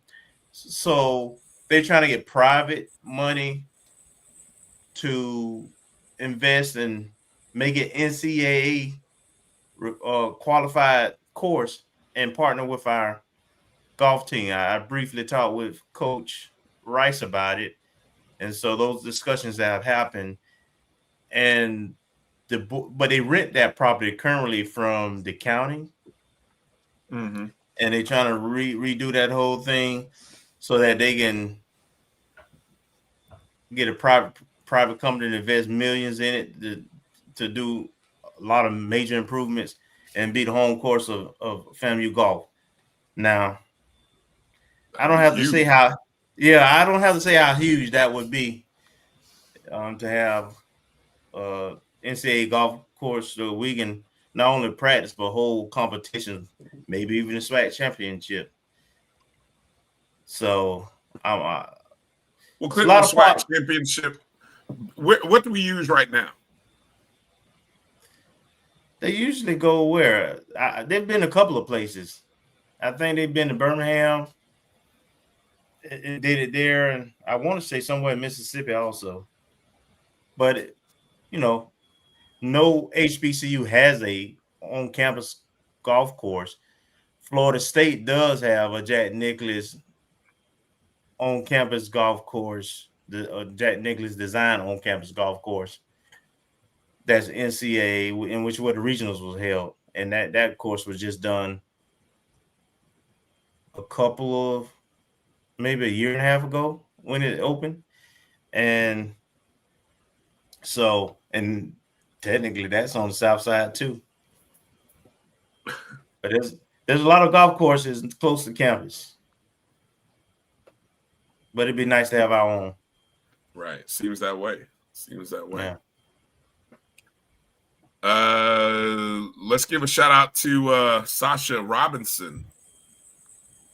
Right. This report coming out this morning that he finished 21st at the Stevens Cup. The Stevens Cup highlights HBCU impact. Just reading an article here from FAMUathletics.com. Over the course of the 3 rounds, Robinson scored an even par, 2 under par, and a +3 on day number 3. His strong second round pushed him into contention and showed his ability to post low numbers against top competition. Ultimately, his 21st place finish put him alongside players from other elite programs such as Texas, LSU, Arizona. More proof that HBCU golfers can stand toe-to-toe with the best in the nation. So, yeah. Coach got a stick. It's short. Coach got a stick. Yeah, between Robinson and Vaboon. Yeah. Who's a freshman. I can't even try to pronounce his name. Not even going to try. I'm just going to call him Vaboon. That last name is woo. But congrats to Sasha. Congrats to FAMU Golf on a great tournament. What's their, let's see, their next scheduled event? Oops. Looks like it is going to be, what's today? 17th? Actually upcoming in Miramar Beach at the Sandestin Collegiate Tournament, September 22nd through the 24th. So this event, matter of fact, the one that Sasha was at, the one with that picture, is in Lake Bluff, Illinois. So, yeah, shout out to Sasha Robbins. All right. What else we got, fellas? I mean, obviously it's a bye. Do we want to mention, normally we would talk about the other games going on in the SWAC or the football games, but, even this weekend, there are only 4 SWAC schools that are playing games this weekend. Did you know that? Yes. And the SWAC performance up to this point is very disappointing. SWAC is struggling. We have what, 5 teams that are 0-3, about 4 more that 1-2, and then 3 that are 2-1. The conference is not getting off to a strong start. I think I saw a stat that against other FCS schools, 2-9 was the number. I think that's the 2-9 against other FCS programs. Yeah. And so we got to pick it up. Yeah. As a conference.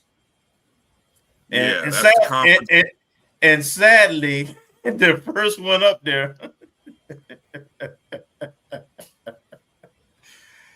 Hey, look, I have made my thoughts so crystal clear that I heard on another show and another platform, my guy Jamie Walker, he was doing a SIAC show with Sly, Sylvester Williams. They were on Game Day, HBCUGameDay.com. And I must have, I don't, sometimes you say, maybe I'm just on too many places. I didn't even really know I was being this loud about it.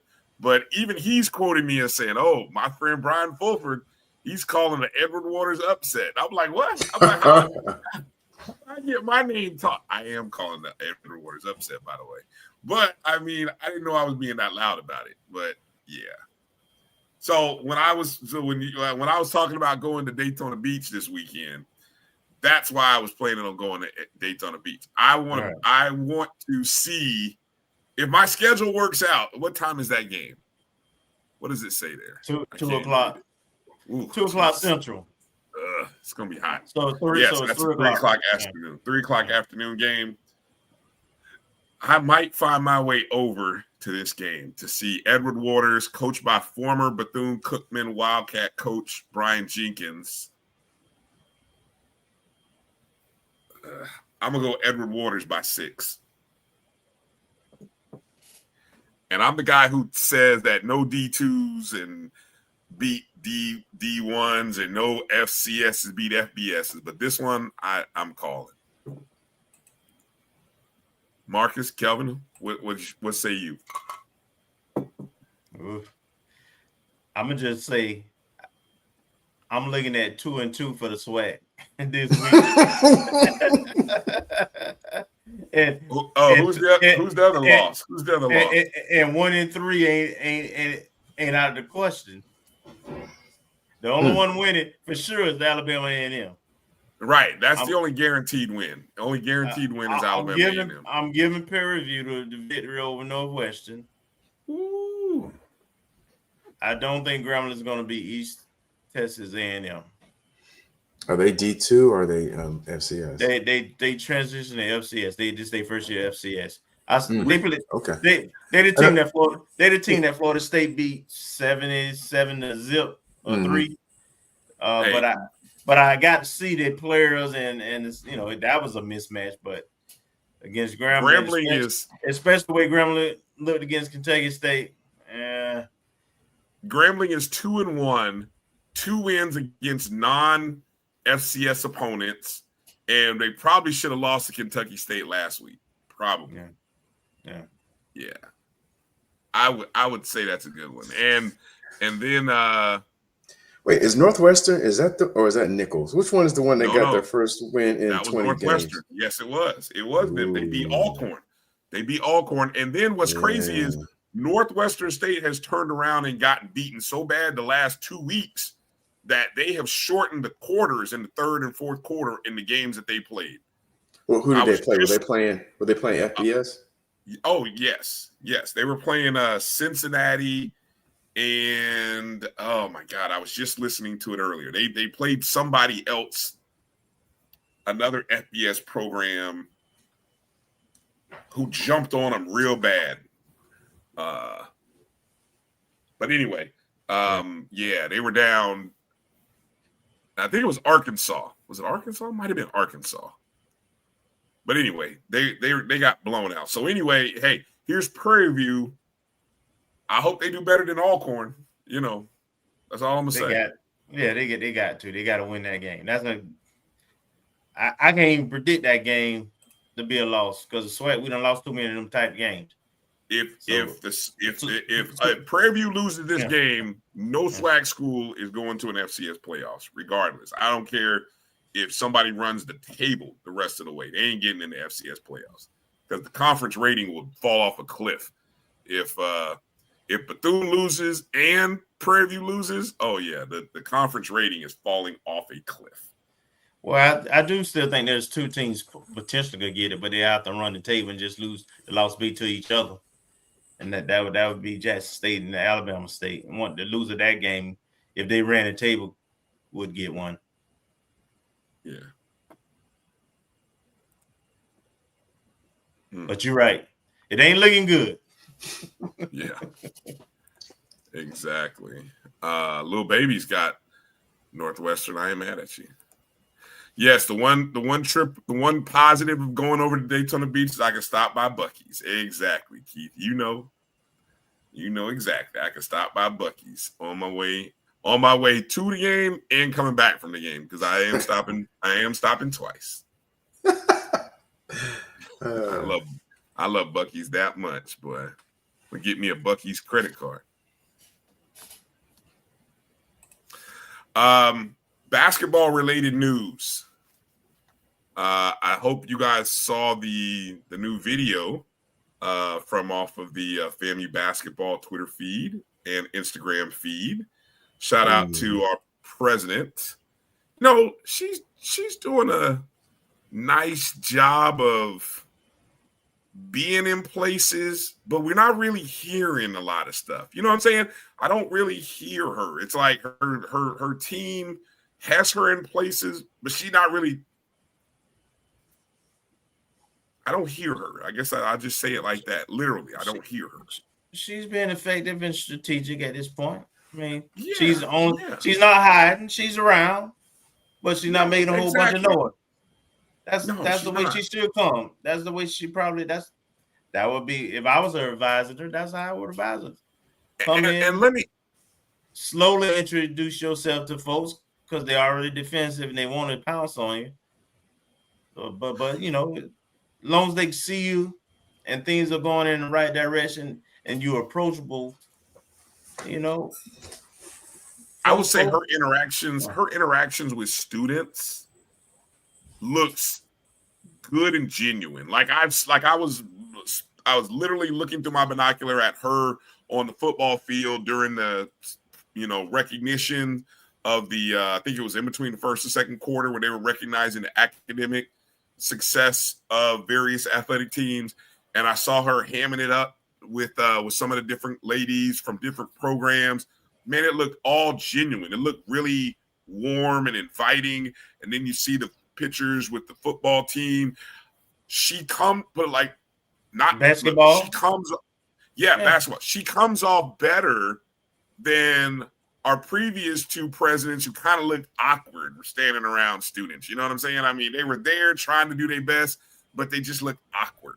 She kind of looks like, I mean, she is part of a sorority, a Divine Nine, so it's just a naturalness that comes across.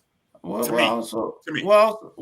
remember, she's a trained lobbyist, so she's used to being around people and mingling. Okay, so it comes natural. I mean, she's done a lot of that, so you're right. It is genuine.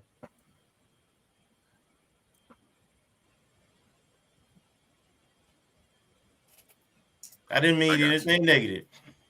Oh, okay. Well, speaking of basketball, two news nuggets that we've been able to take away recently. Of course, first off, we did get the date of the Florida State exhibition game. I believe it's October 26th. What day is October 26th? Anyone got their calendars out? That's Friday, ain't it? That's a Friday. Yeah. October 26th. It will be in the Civic Center. Is that what they still call it? Yeah, the Donna L. Tucker Civic Center. Yes. Okay. Well, the first part, it used to just be the Civic Center. Yeah. Mike Road Dogg said it's a Sunday, that game against Florida State. October 26th. I'm sorry. Yeah. I was looking at October 26th. Yeah, October 26th is a Sunday. It will be in the Tucker Civic Center. Now, I know from some sources that some of the behind-the-scenes stuff is not what it should be or was expected. I think they're still working on that. So, for example, admission, not really sure if there's going to be an admission. The hope is that if there is an admission, that the admission is able to go to the students, the players, as part of kind of some NIL stuff. But I don't know if there's going to be admission fee. You know, I mean, people would kind of get in with a free ticket, I guess. But they're trying to. So a lot of stuff is happening. A lot of work is going on in the background to try to make this a mutually beneficial game for both teams, right? But it looks like this game is going to happen, folks. Well, the game is happening. Yeah, the game is happening. Coach Ward talked about it today at the 220 Club, too. Okay, so that's who was at the 220. See, I missed that. Mm-hmm. Okay. Yeah, see, nobody told me.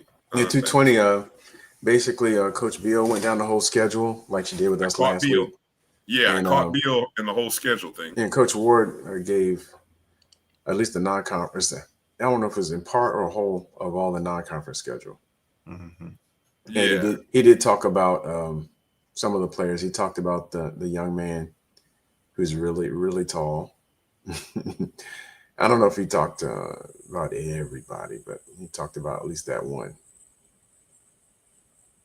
I did hear, I read it in the Democrat, one of Gerald's articles, that we opened the season at home against Kennesaw State. And I believe it was a Saturday.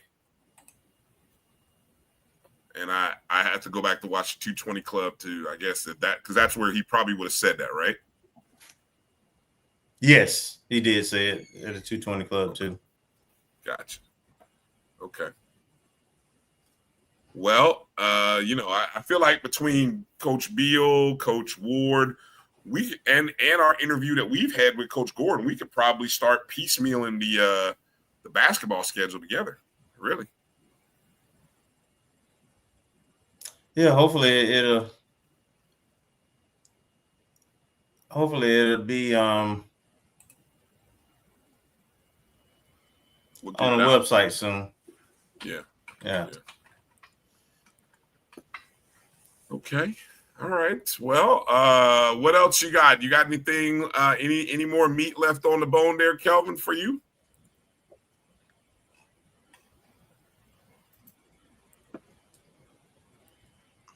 No, I think we covered everything we need to cover today. Mm-hmm. Okay. Marcus, anything? Just we're getting some nibbles for class of 2026 for some of our Olympic sports and class of 2027.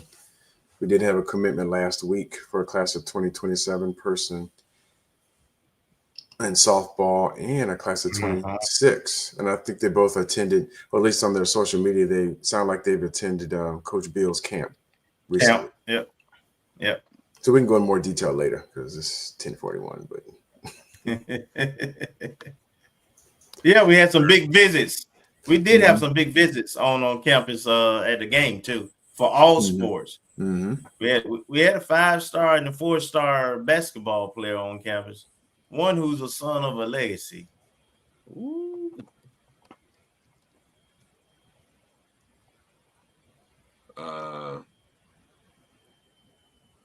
Good opportunities coming up here for FAMU basketball to make a name for themselves.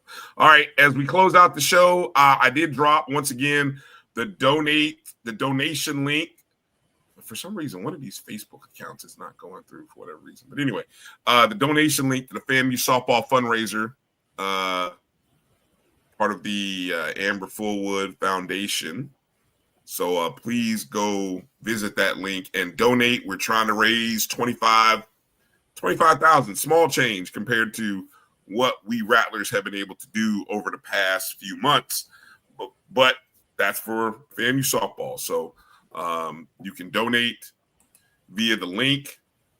You could also text 71777. Use code FAMU Athletics 9. FAMU Athletics 9 to 71777.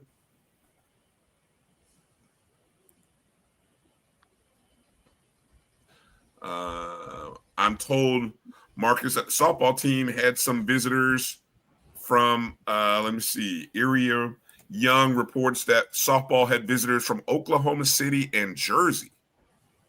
Okay. Yeah, I mean, I haven't tracked them. I mean, I've seen there's been a lot of young ladies who sent retweets or sent, I had a great time at camp. So they expressed their camp. I haven't done a deep dive on who all they are. So, I mean, Miss Young has probably got inside scoop. So we'll have to see. Hopefully I don't know what class, but hopefully they'll make a commitment if everything works out, if they're so inclined to join FAMU, and if Coach Beal, on her more introspective background checks, thinks that there will be good for the team environment. Mm-hmm. But there are a lot of young ladies who said they came to the camp and said, took the picture and like, I'm just happy to be again, so they're doing work. Yeah, you sent Kelvin, the other link. You switched the link on me. You dropped the basketball link in there. I didn't know you were dropping a basketball link in there. Sorry why would I re-drop the other link? I don't know, Kelvin. We were talking about softball. And somehow there's a basketball. I didn't know basketball was fundraising too. Jesus. It says, man, basketball on the link. I'm not seeing all that. Come on, see? If you get to the production meeting on time, Kelvin, damn it. Thank you for catching that, Steve. Let me see, updated.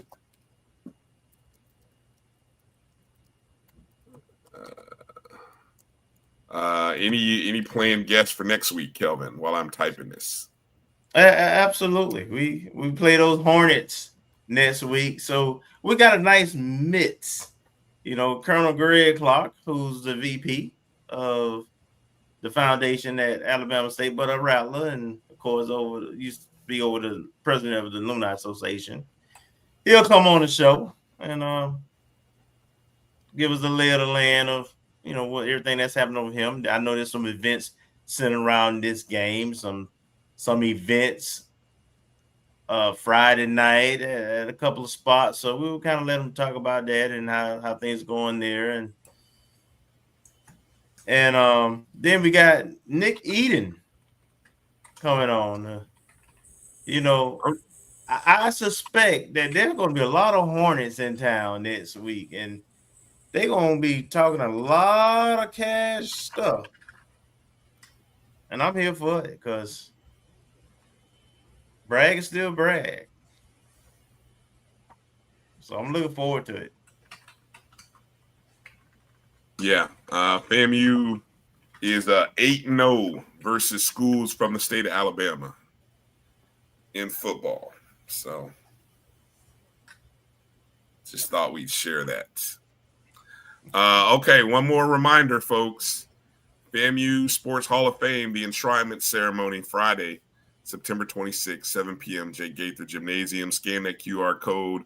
That'll take you to the FAMU Sports Hall of Fame website. All right. So you can purchase your tickets. Tickets are $100. It is part of a donation ticket. So a portion of your proceeds will go towards athletics. But should be a great ceremony. Looking forward to seeing. Road Dog said, "Who's tailgating next Saturday?" You know where we at, Road Dog? Ain't nothing changed. Ain't nothing changed.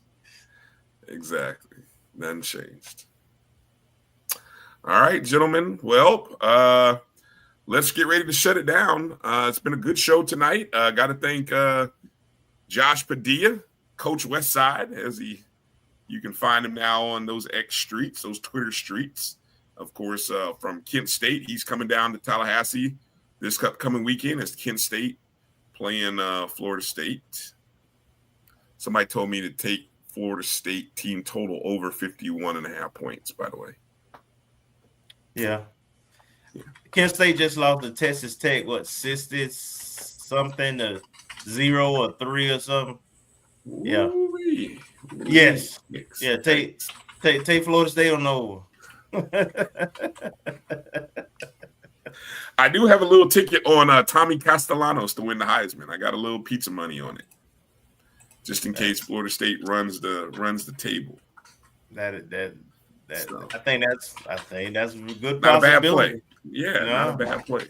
Yeah, not a bad play. So yeah, outside of thanking Josh, of course, we thank Amber Fulwood for coming on and joining us for the first time. Man, what a treat, a pleasure to talk to her and hear her story and all that she's doing and in support of her program and the program the legacy that she's a part of, paying it forward by putting her name and her resources and effort into raising funds for FAMU softball. All right. So we thank them for joining the show. Hey, I'm going to encourage everybody. The BCSN Pod Zone is where you can listen to podcast shows of all the shows on the Black College Sports Network. You can find the BCSN Pod Zone on iHeartRadio, Amazon Music, Apple Podcasts, Spotify, anywhere that you listen to podcasts. Do us a solid. Go download it, rate, review, subscribe, and help do all that. Your help is appreciated in so many number of ways, folks. We appreciate it. You can also give. You can choose to donate to the O&G StrikeZone. Your proceeds definitely will help us continue to turn out some content, be in some places, some new different places. There's the Cash App. You can also make a super chat as well, and you can drop that donation in. So we appreciate you. All right. Well, that's going to do it for tonight. Marcus, it was good to have you for however long we had you. And you continue to keep holding it down, Professor Green. Statistics. Mr. Statistics. I'm gonna go Google what relative theory of flight statistics are. Isn't that what you said, Marcus? Isn't that what you said? You said relative something. No, it wasn't. No. It was something. Radiation statistics or something. It was like an R. What was it? No, inferential. Indifferential. Don't worry about it, Marcus. Kick him out of class. Just pulling my leg. Like, Brian's a professor too. Young man, go that man. Look, yeah. I need a TA. I need a TA. I need somebody to grade papers. I hate grading papers. Anyway, just give kids check marks. If it don't look right, you get an 85. If it looks good, I'm gonna get a check mark. 100. That's it. All right, we got to go. Hey, I appreciate all of your support of the O&G Strike Zone. For Marcus and Kelvin, I'm Bryan. Until next Wednesday, no Monday night review because there's no game. So no Monday night review next week. We'll be back next Wednesday right here. Same bat time, same bat channel. Thank you. Things up, Rattlers. And we will see you soon. Peace out.